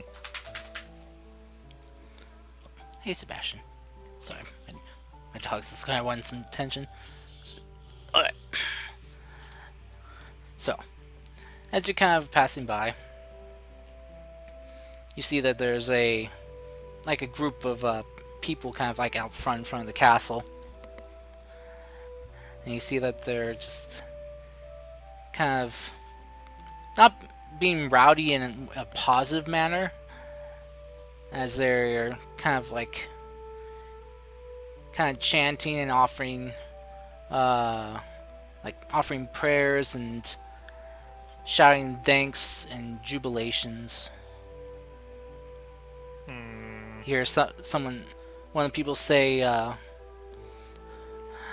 "All hail Emperor Kuzen, the emperor of the happiest kingdom in the world. Long may he reign." I want to point out that like there's some shady shit happening. Like that's obvious just by how the other treants were acting. But he'll just try to keep it to himself. And as long as it doesn't affect him, he'll stay like kind of like silent and just observe. Because right now he doesn't want to get into any trouble. Okay. So you just being a silent observer, silent tree. Whoa. Oh, it's like. Sorry, I had to yawn. Garden with the cars yawning. Yeah, it just came out of nowhere. Yeah, you just kind of observe this for a bit. The guards, are watching these people, but aren't really doing anything. Until you see, like, one of the people from the crowd just kind of, like, burst through, or, like, from all of them and start running up the steps, heading up towards the castle, the Emperor's castle. A couple of the guards kind of break from their standing positions and rush the gentleman that's running up the steps. And they kind of just just grab him and just kind of start dragging him back down the stairs, and you hear the man yelling. It's like, Emperor Kuzen, I demand you come out here and hear me. I want you to change my daughter back to normal, damn it! She won't just stop smiling and grinning all the time as if nothing's wrong. She won't come with me and mourn her mother's death. It's as if nothing happened. It's as if her mother didn't just die. Oh dear goodness gracious. Once again, one point's observing, but like if he had eyebrows, he would be frowning like, As the guards kind of drag the man back down, they just kind of they aren't roughing him up or anything. They just bring him back down to the bottom of the stairs and just drop him off as he just stumbles back and falls on his ass. One of the guards just kind of looks at him and just, sir, please do not cause a commotion or a scene. or we'll be forced to take you into custody. Is such a nice day. Do not ruin it for yourself or others, please. The man just kind of like grabs some dirt from the ground, chucks it at the guards, and just like oh, fuck you! I want my daughter back, damn it! I want her back to the way she was, not in this stupor like the others are. She was fine before, and I thought we could handle my wife's loss together. But no, she became like one of them. I was fine before. I was fine with the others being in a stupor around me, but not my own daughter.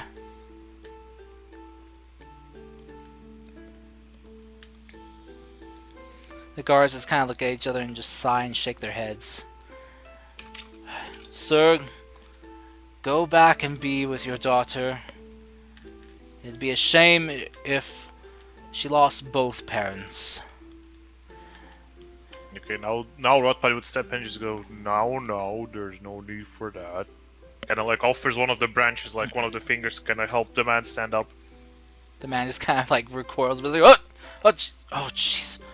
Oh, it's one of you talking trees. He kind of will raise a hand and grab your branch and stand up, kind of clean himself off. The guards will kind of look to you like, oh, well, you're new here. Indeed I am. I'll take care of the little one. Worry not. Thank you. I didn't feel like tossing someone into the jailhouse today. Of course. And I'll just kind of like try to nudge the man kind of like towards the side. Come, we must discuss things and important stuff. Just kind of like trying to nudge him into Yeah. the side. The man kind of looks at the guards, and the guards is, crossing their arms, look back at him, it's like, yes, listen to the talking tree, and go about your day.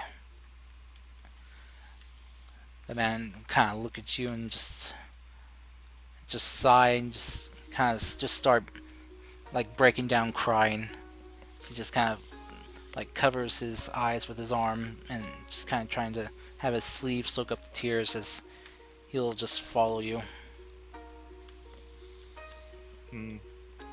Well, I completely understand your pain, actually, but it seems that there is something positively bad about this city, in a way.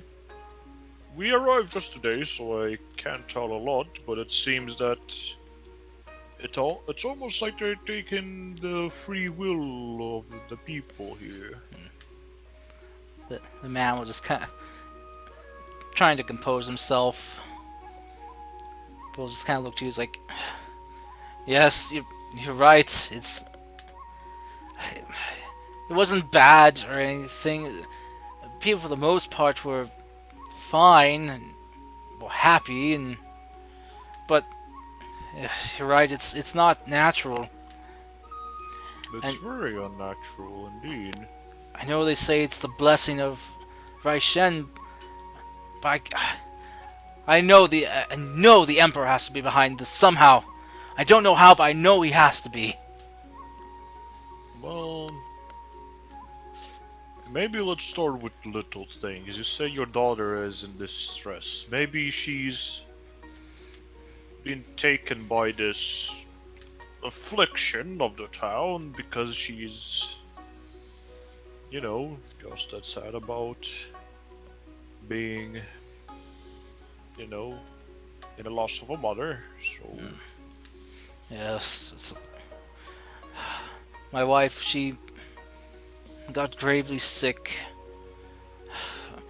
a month back, and just no matter what kind of medicine I procured for her, she just wouldn't get better. And just a week ago, she passed away. And So I'm very sorry that I couldn't be here. I could maybe help, but well, oh, I appreciate that. It's how about you lead me towards your daughter? Maybe we'll see if we can do anything about it. all right. Maybe seeing a walking, talking tree will snap her out of this stupor she's in. Please call me Rot Pine. Rothpine. Sorry. My my name is Mogu. Mogu. Well, it's very nice to meet you, Mogu. Well, my home is this way. Well, I'll follow you. Go ahead. He'll lead the way, kind of taking one glance back towards the Emperor's castle.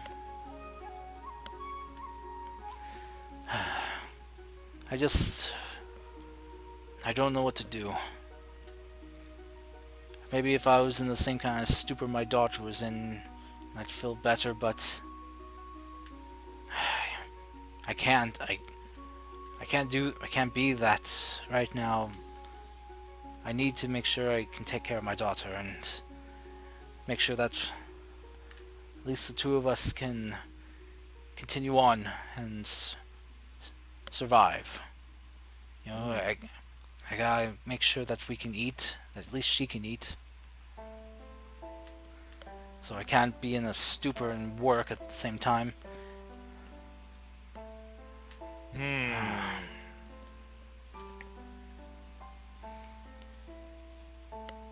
Is this affecting only your family, or are there any other people suffering from this?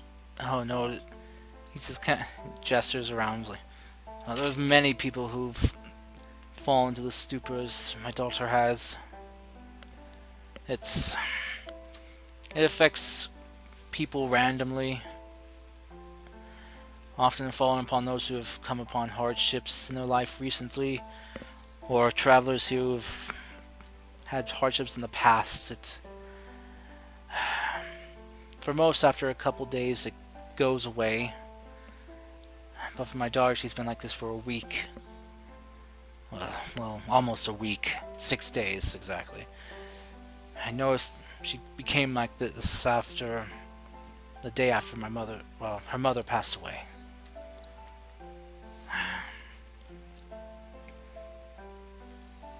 I was hoping that it was just a temporary thing like the rest, that she wouldn't become like one of the long-term people.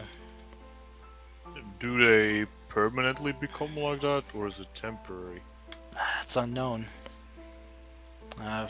There's been a few stories of people in the city here who have been in this happy, fluttery state for years.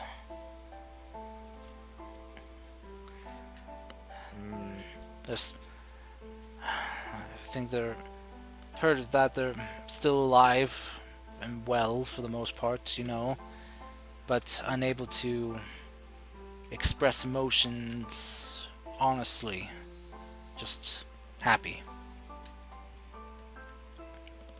That's not their emotions anymore, is it then? No. It's like they're unable to deal with and come to terms with what they've gone through. Or, I guess for some it's a relief from what they have in the past gone through, but I don't know, for myself I feel and believe more in living in the present and now. Dealing with stuff now and finding your way forward from the present.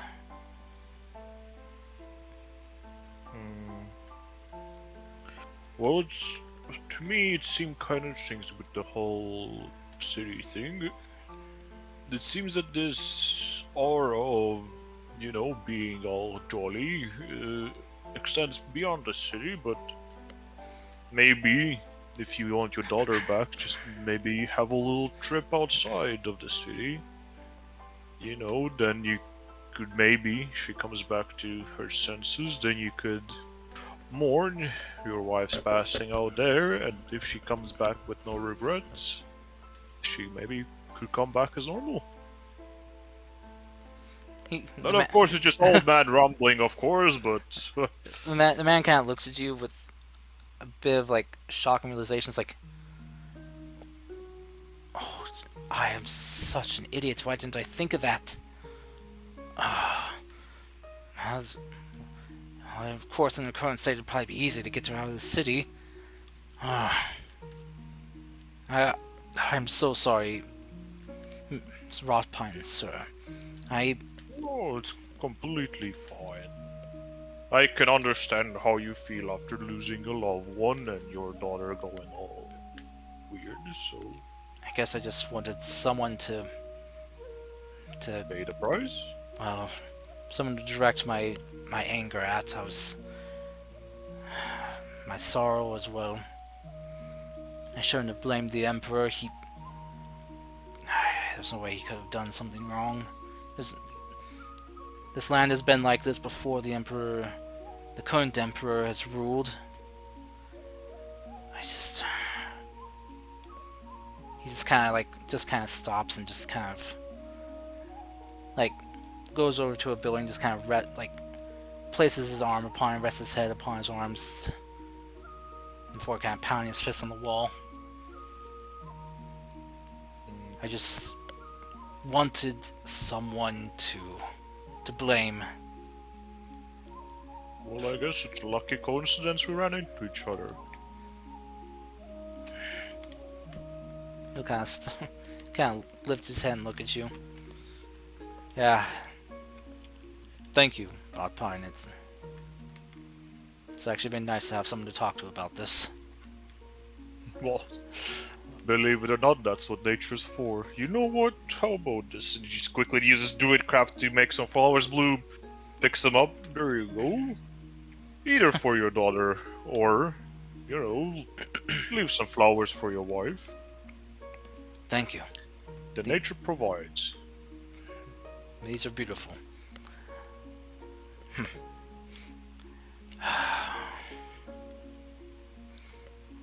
He's just kind of like looking back towards the Emperor's castle. I made such a fool of myself in front of the Emperor's presence and in front of everyone there. God. Well, don't think of the past, think of the future. Maybe Right. when you come back with your daughter, you can make this up somehow. You're right. Alright, well, my home is this way. And he'll Very well. lead you to his Let's home. go visit your daughter. Let's see how she's doing. Okay. So as he leads you to his home, it's a very kind of modest, small house, and enough for like about maybe 4 people to live in comfortably. Mm-hmm. He'll walk inside and it's like, sorry, not really sure if you'll fit through the foundations area, but Oh, well, we can take care of that, and I'll just morph into a cat. alright, okay. He'll just kind of like kneel down. It's like, do you want me to carry you, or are you fine?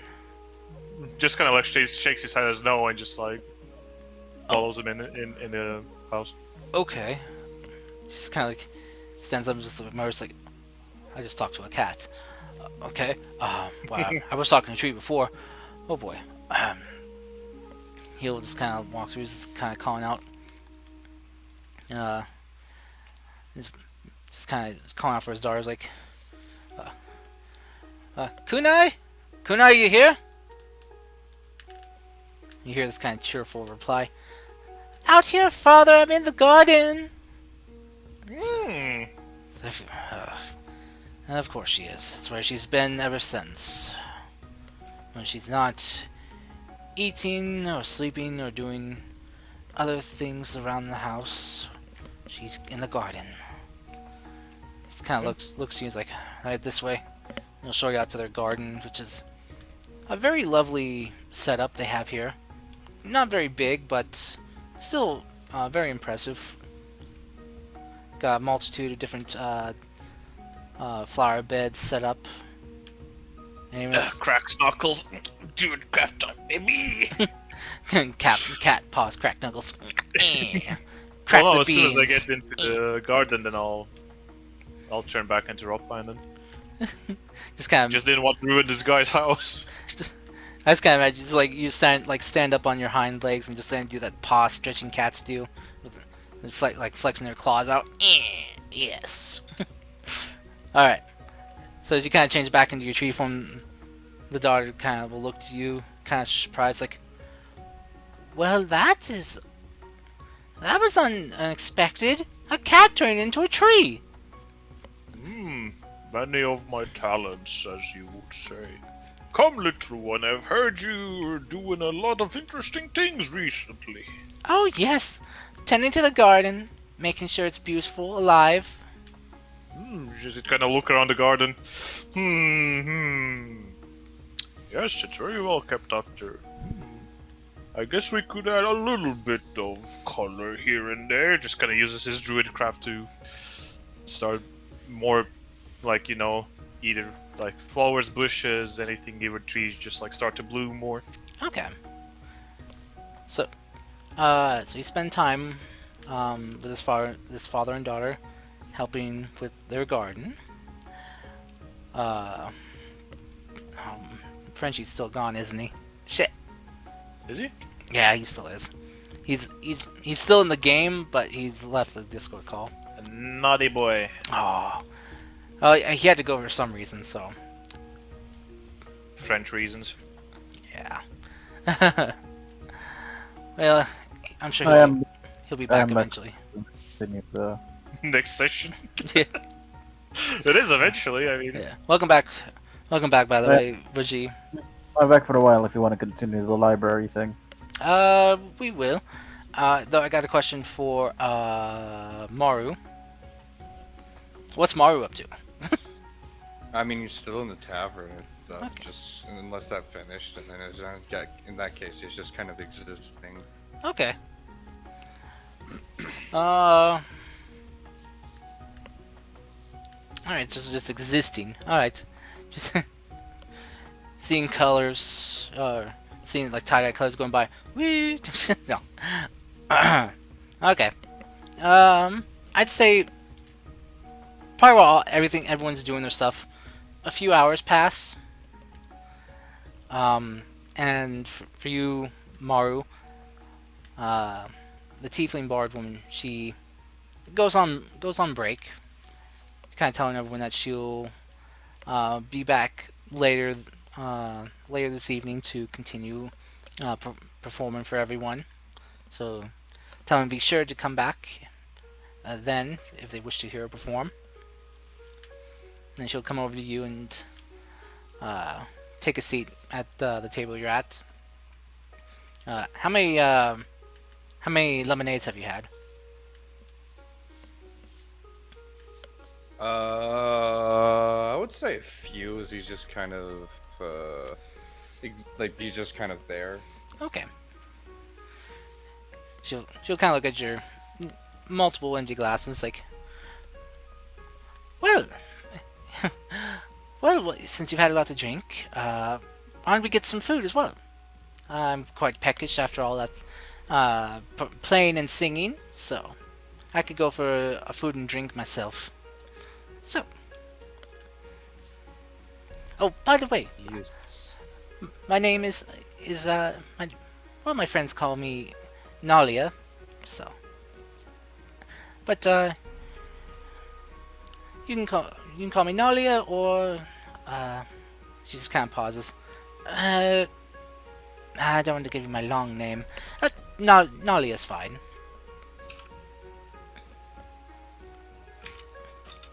Nalia.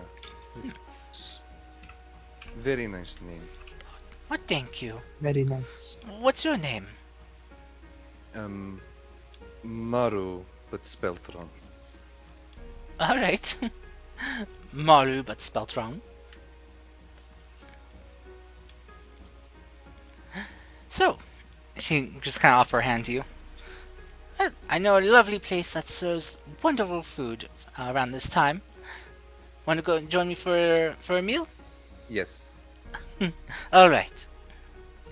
She'll just kind of help you up and will show you the way to a very nice restaurant.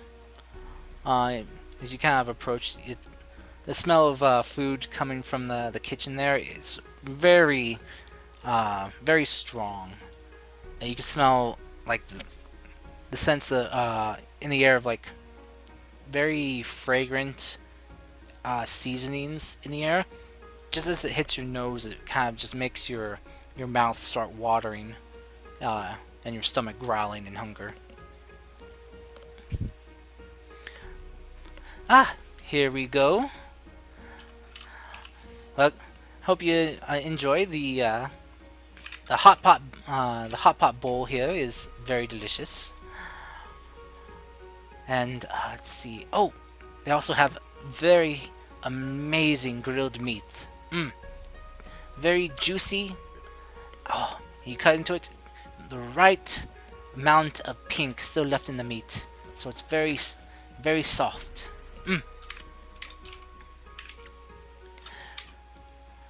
That Well then, seems very good. it is. So, we can get a meal. I can get a few drinks myself, and you can tell me more about yourself. Clearly, you're not from around here.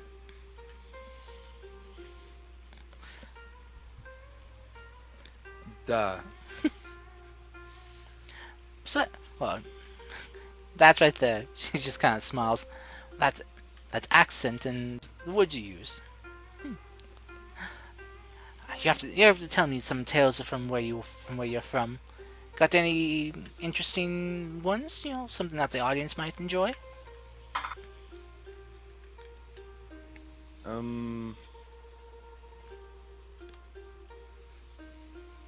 I can't.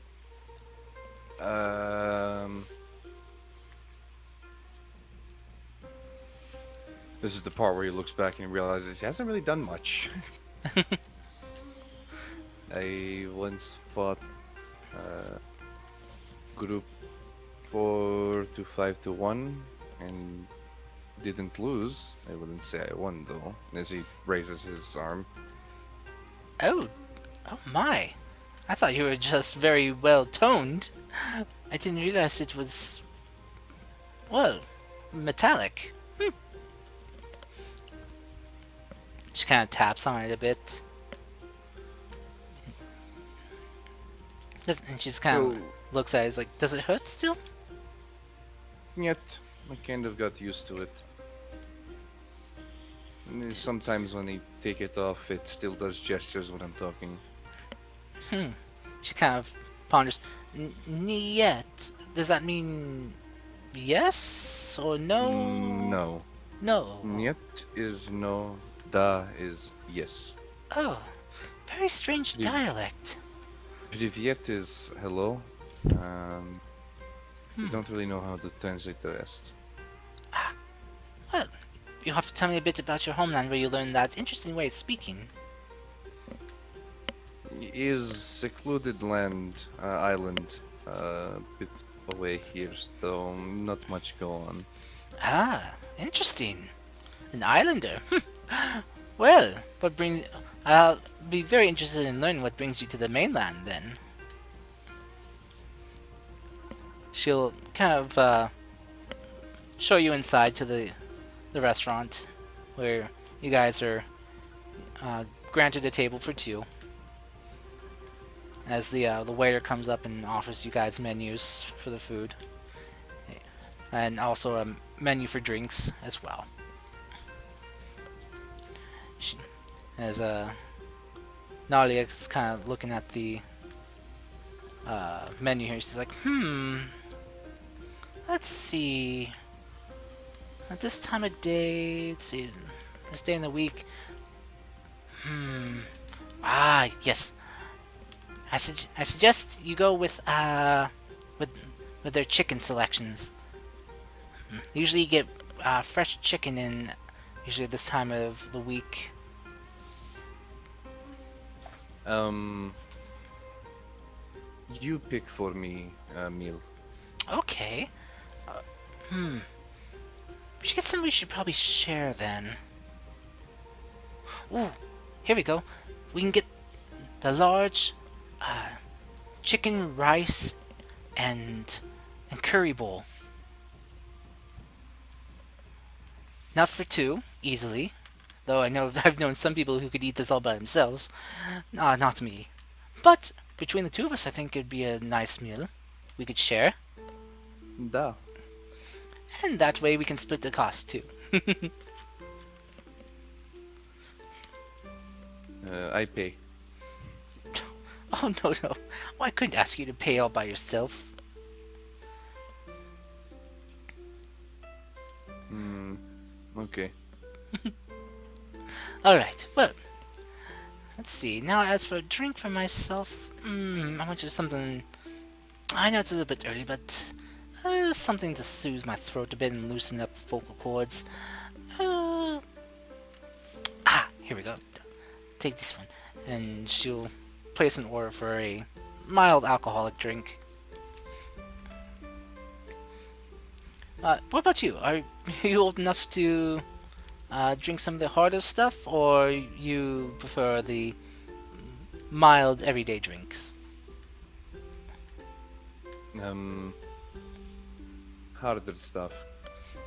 Very well.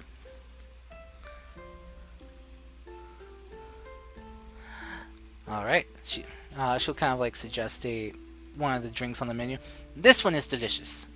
They add cherries for flavor. Pairs well with the alcohol. I'll take. All right. So, as you guys are enjoying drinks and food, is there anything you'd like to discuss with her, or? Nothing particular. We'll probably mostly be listening until ask a question and then just kind of stumble a bit until saying the answer. Okay. So as you guys are kind of, one sec, my dog's doing something weird. What are you doing? Give him pets. Wait, Sebastian, what are you doing? Hey, what are you doing? Yeah. What are you making noises? Huh? What are you doing? Okay.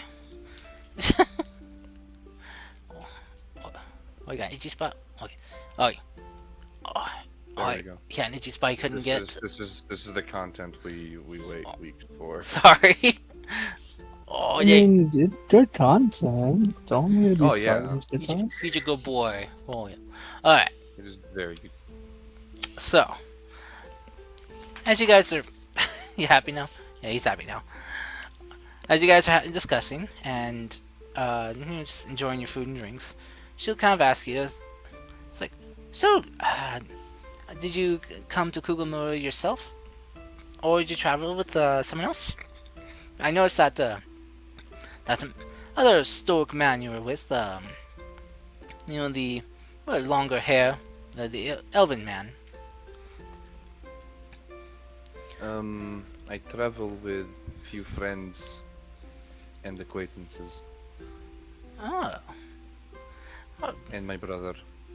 Oh, well, that's nice. Are they good company? Da, mostly. Mostly? Oh, that's good.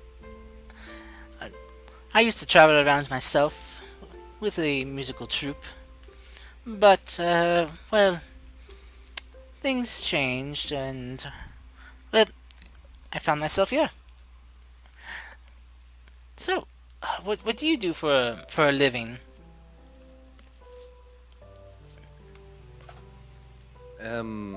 I used to be personal guard. Ooh. To who exactly? Well, that is why I ask about, Shiranagawa, as I'm looking for her at this moment. Oh dear. If you think this person you're looking for is in Shiranagawa, Well, he'll pull out the letter. Um, does it says here that is where she would be? She kind of pull her hand out. May I? Da. Thank you. She'll kind of look it over. Huh. Oh dear. Well, um,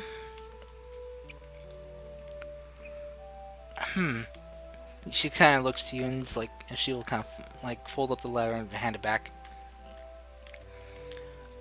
I don't want to be, well, the downer on such a lovely, well, meal right now. But if your friend you're looking for, your body, well, the person who's supposed to bodyguard, if they found themselves in Shionagawa, if it's actually a real place, well, as you heard the tale I told you, Da. it might, well, you might not be able to see them again.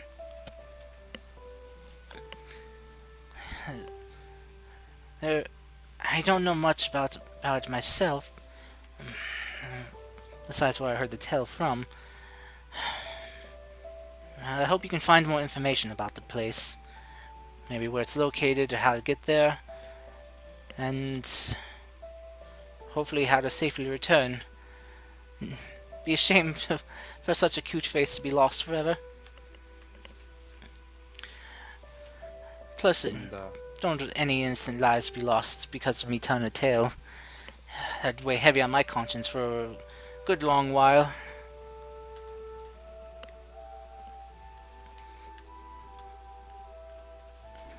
I'm well trying to see a way to find where this Shirinagawa is.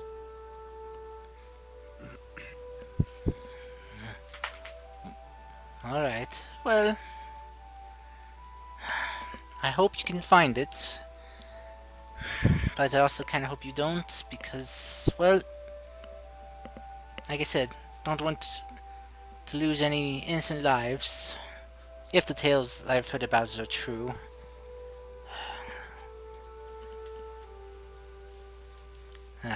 She's kind of looks down at her drink a bit before she's kind of chugs like half of it, the half that remains, and it's like,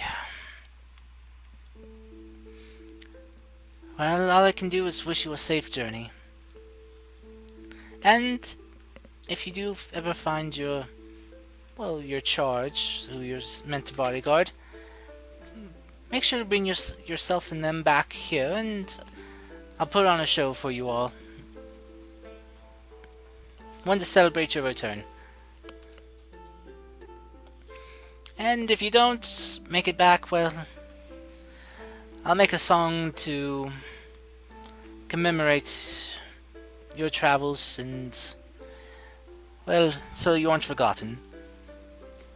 I will make it.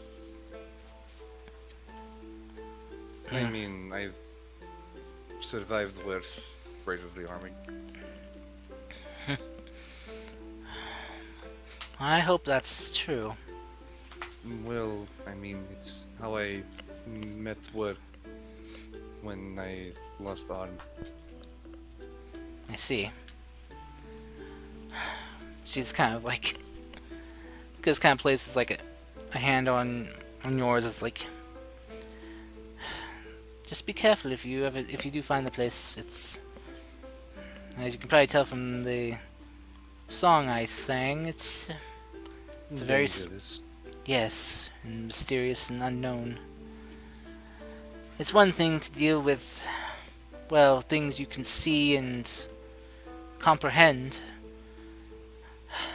The mystical and unknown are very different.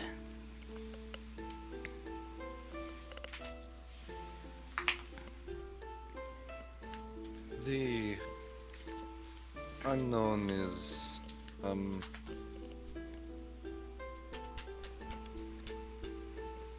the unknown is terrifying, but the solution is to go and find out. I guess, yes. Let's make sure it doesn't kill you when you do. Yeah, it'll be fine. They say story men have plot armor. Eh,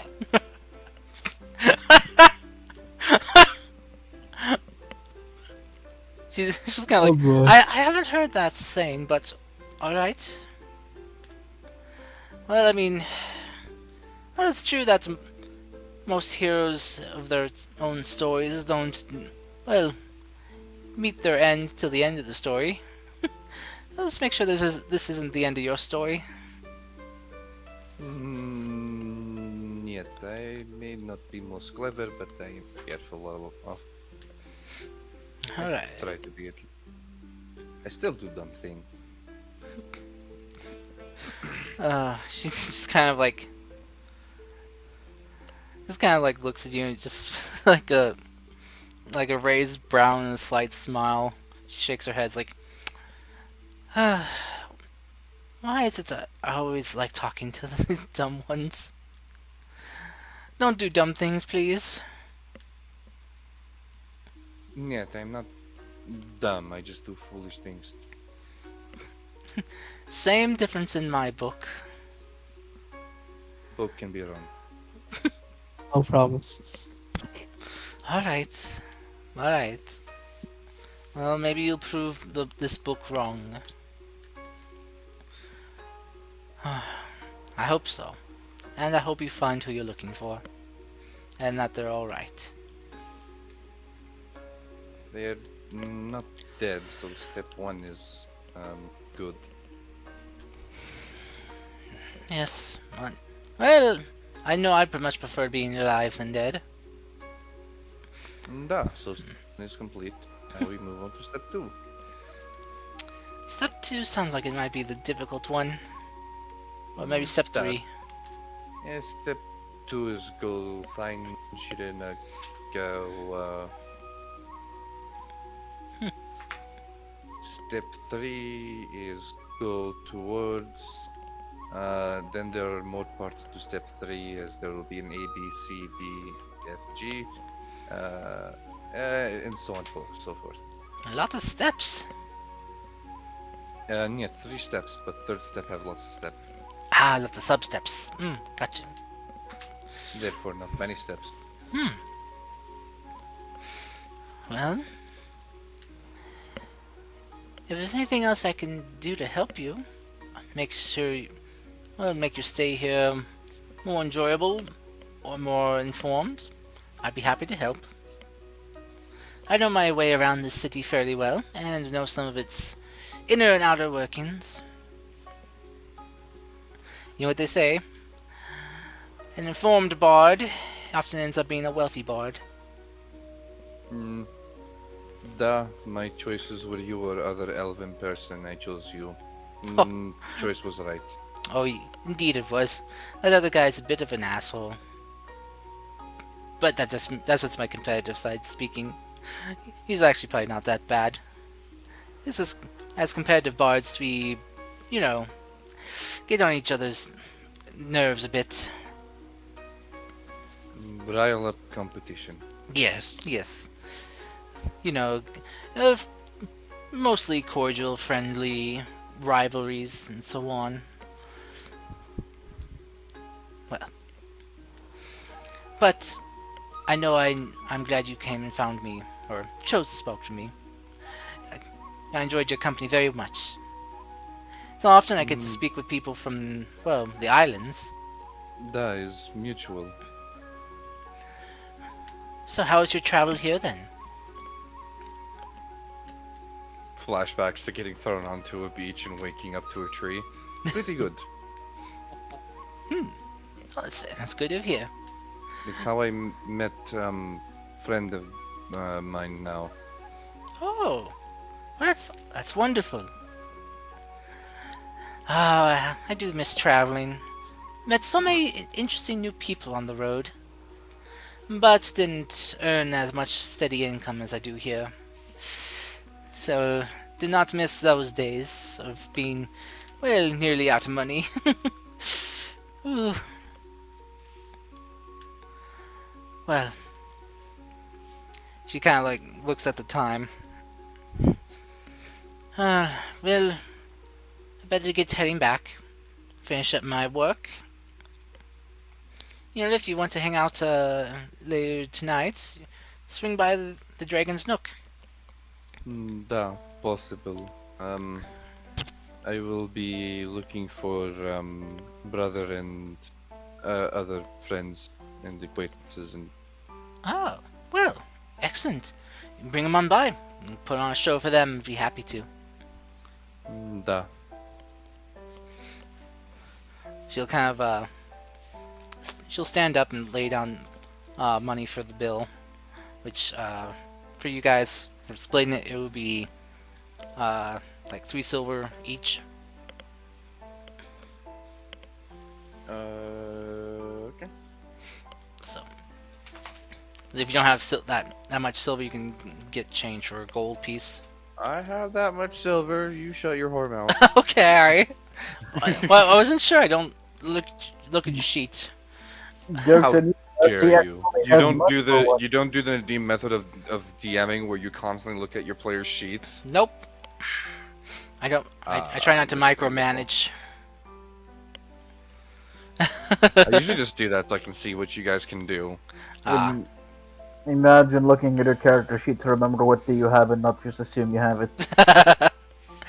Anyway, as Nolly will kind of stand up, she'll come over to you and like pick up your non-metallic hand and will just kind of like quickly like bring it up to her face and give you a kiss on the back of your hand. There you go. A kiss for a farewell. Well, she just kind of like pats the top of your head very gently. Didn't want to uncover you to give you one on your cheek. So I hope this, well, works the same for you. Spasibo. She'll smile kindly and take a slight bow as she'll take her leave.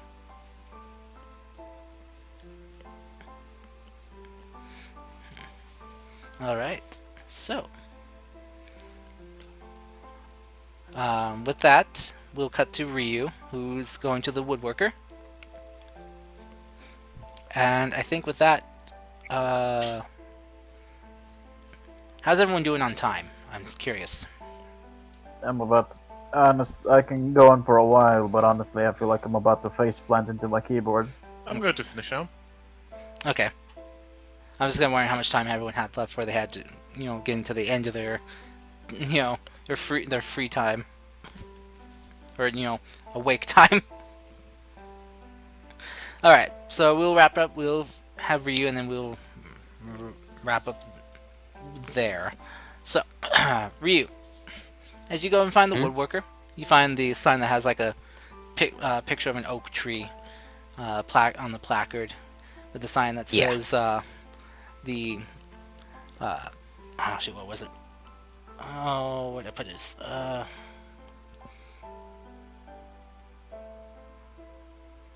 Oh, the whittled wood. That was it. Riddled wood.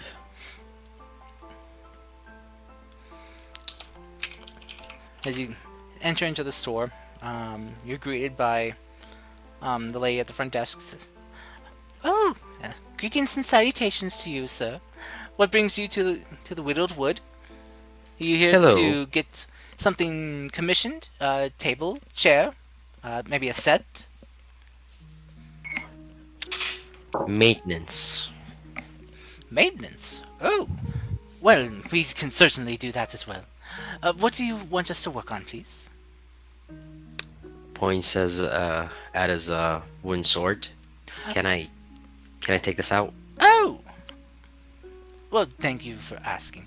Yes, you're given permission to bring out your weapon. Thank you. I'll hand it to her. She'll take and look at it. Very nice craftsmanship. Not bad, not bad. definitely seen some use recently. Is that blood? Uh, perhaps. Oh dear. So Yeah, it's tomato soup. Fuck. You, Fuck. you, Come on! you know you should Come on! you know you should probably clean this more often. You know that, right? You don't.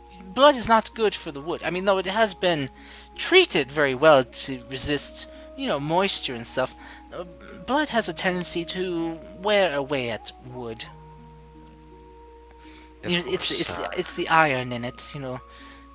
Metal and wood, not a good mix. Well, let's see here. Yes, I think we could get this worked on very well. Let me just call our craftsman. She kind of will turn and call out, "Honey, we got a customer here who needs some maintenance work done on a wooden training sword." You see this coming from back to the shop, kind of covered in sawdust. Just kind of like clean themselves off. You see this woman come out. Kind of come up. It's like, oh, what'd you say, dear? Oh, I see. Yes. That is a fine training sword there. Not bad. She'll kind of take it and look at it. Yes, I can definitely see it's had its fair use. Alright. Yes, I can do some cleanup work and see if it needs any reinforcing. I can patch up what I can. But, if, these things do break eventually. So if you want to buy any replacements, we do sell some. I think I'll stick with my current sword. It was a gift. Oh, of course, that's wonderful, but, well, she just kind of looks like, these things weren't built to last forever. Eventually they will break. You do know that, right? Yes, of course. Okay, I'm just letting you know. So, since we do sell them, you can buy one now for later. But I will do my best to, fix it up and make sure it lasts as long as I can make it last. That would be helpful. She'll take it to the back and start working on it. She's kind of, the lady at the front desk will kind of look to you. It's like, I'm sorry about my wife. She very much likes to push sales when she can. Though, I'm sure what she said too is very true. She doesn't try to sell anything that she doesn't think a customer will need. Oh, well, no, it's fine. I understand. It's just... it's a gift, and it's dear to me. Oh, that she's kind of placed her hand over her chest. Oh, that's so sweet. Was it from your father? A friend? My grandfather, actually. Oh, your grandfather. Oh, that's so sweet. Thank you. The lady front desk is kind of just smiling very warm. It's like, well, even if you don't wish to purchase anything, feel free to peruse through our wares here. You're more than welcome to, of course. Let's see. I'll start tallying up the estimated cost for the maintenance and possible repairs on your item. All right. My wife would tell me what all she had to do, and I can then calculate from there for you. Okay. She'll just kind of bring out an abacus and start just sliding beads around. Okay. Alright. Karst, what's in this shop? Anything interesting? Multiple things. They sell chairs, tables, like dining sets, wood.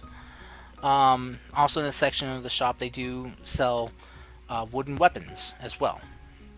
They have, like they said, wooden training swords. Ones that are modeled after short and long swords, katanas. Also, they also have like training staves, and Ooh. some are like clubs, or like wooden clubs, as well as what looks like a pair like some tonfas. Mm-hmm. So they got quite a good assortment of materials here. They even we see like looks like there's like a couple of strange like blocks, though they're kind of like been sanded and rounded, kind of a bit in shape. You see like about the size of like hands. You see that they are actually like wooden boxing knuckles. Interesting. A monk would love this. They also sell like wooden shields too. Do they perhaps have, wait, actually, excuse me. Yes. Harry will take out his fishing pole and expand it. Oh.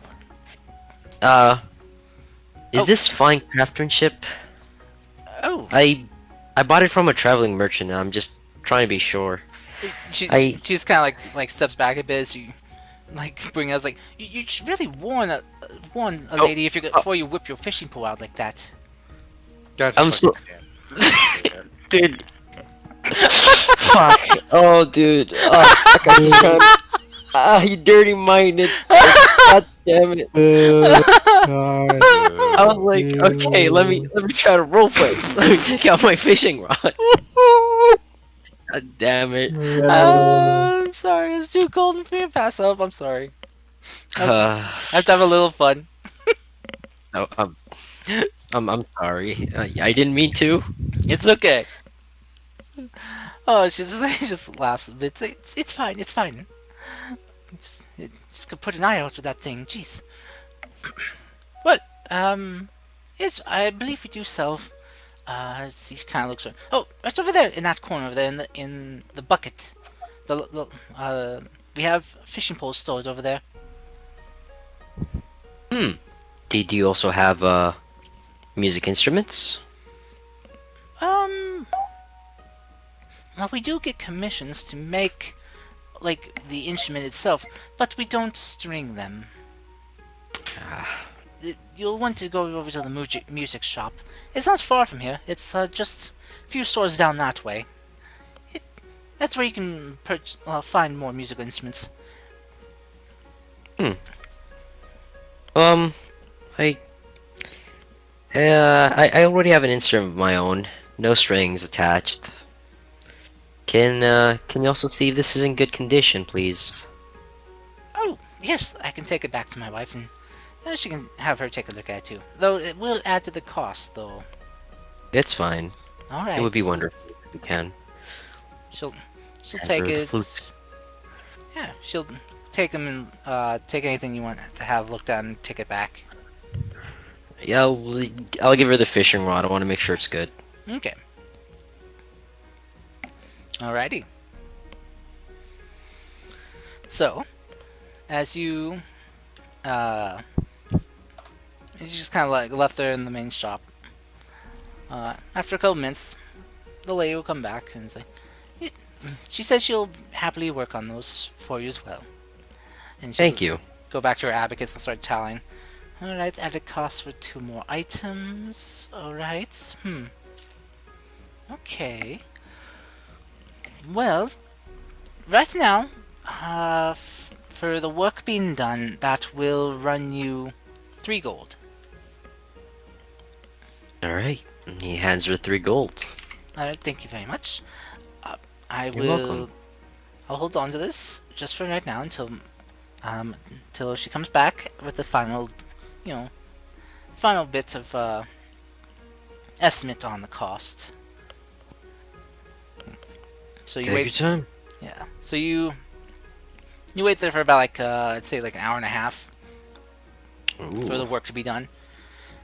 And the lady will come back out, kind of like lifting up her goggles, kind of brushing away the sawdust, and she'll kind of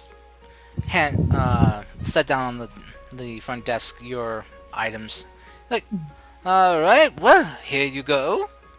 Let's see, one fixed up and repolished and treated wooden sword, a cleaned out and well tuned flute, and a very good condition, but helped re-strengthen some of the joints on your fishing rod.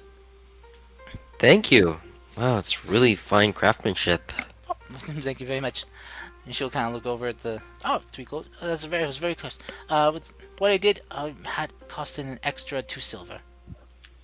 No problem. Yeah, hands are 2 silver. Oh, thank you very much. Here you go. She'll hand you those. Well, do you come again, though, if you ever need any work done on anything wooden, or if you wish to buy anything. Like I said, we do sell wooden swords over there. If you wish to buy an extra 1 or 2 as backup, I can guarantee they're as good a quality, if not better than the one you got right there. And as she kind of says that, her wife just kind of like pats her on the shoulder, like, dear, Oh. that wooden sword was a gift from his grandfather. It's like, oh, I'm. I mean, your wooden sword is very great. Your grandfather had great taste and a good eye for quality wood. Thank you. she's kind of like, I'm just gonna go back to my shop and get back to work on the other commissions. Yeah, Good luck. Yeah, you do that, dear. Yeah. They just kind of the lady, the Francesca, gives her wife just a kiss on the cheek as the lady just runs back to her shop and just closes the door.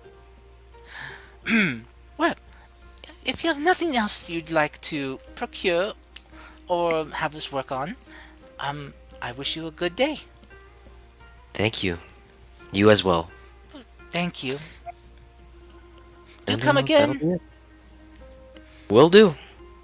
Alright. So with that, I'd say you guys eventually do regroup. Darvo being all squeaky clean now, as he had enjoyed a very relaxing bath, like very like hot springs bath and massage. And no, not one of those kinds of massages either. No one thought that. Just had to make sure. Alright. So, with that, if everyone's okay, I think we'll wrap the session up there. As you guys are back together now with new information. Next week, you can share what you've learned. And, well, plan what to do next. But See ya, boys. do let me know what if you guys have any ideas of what you plan to do next for next session,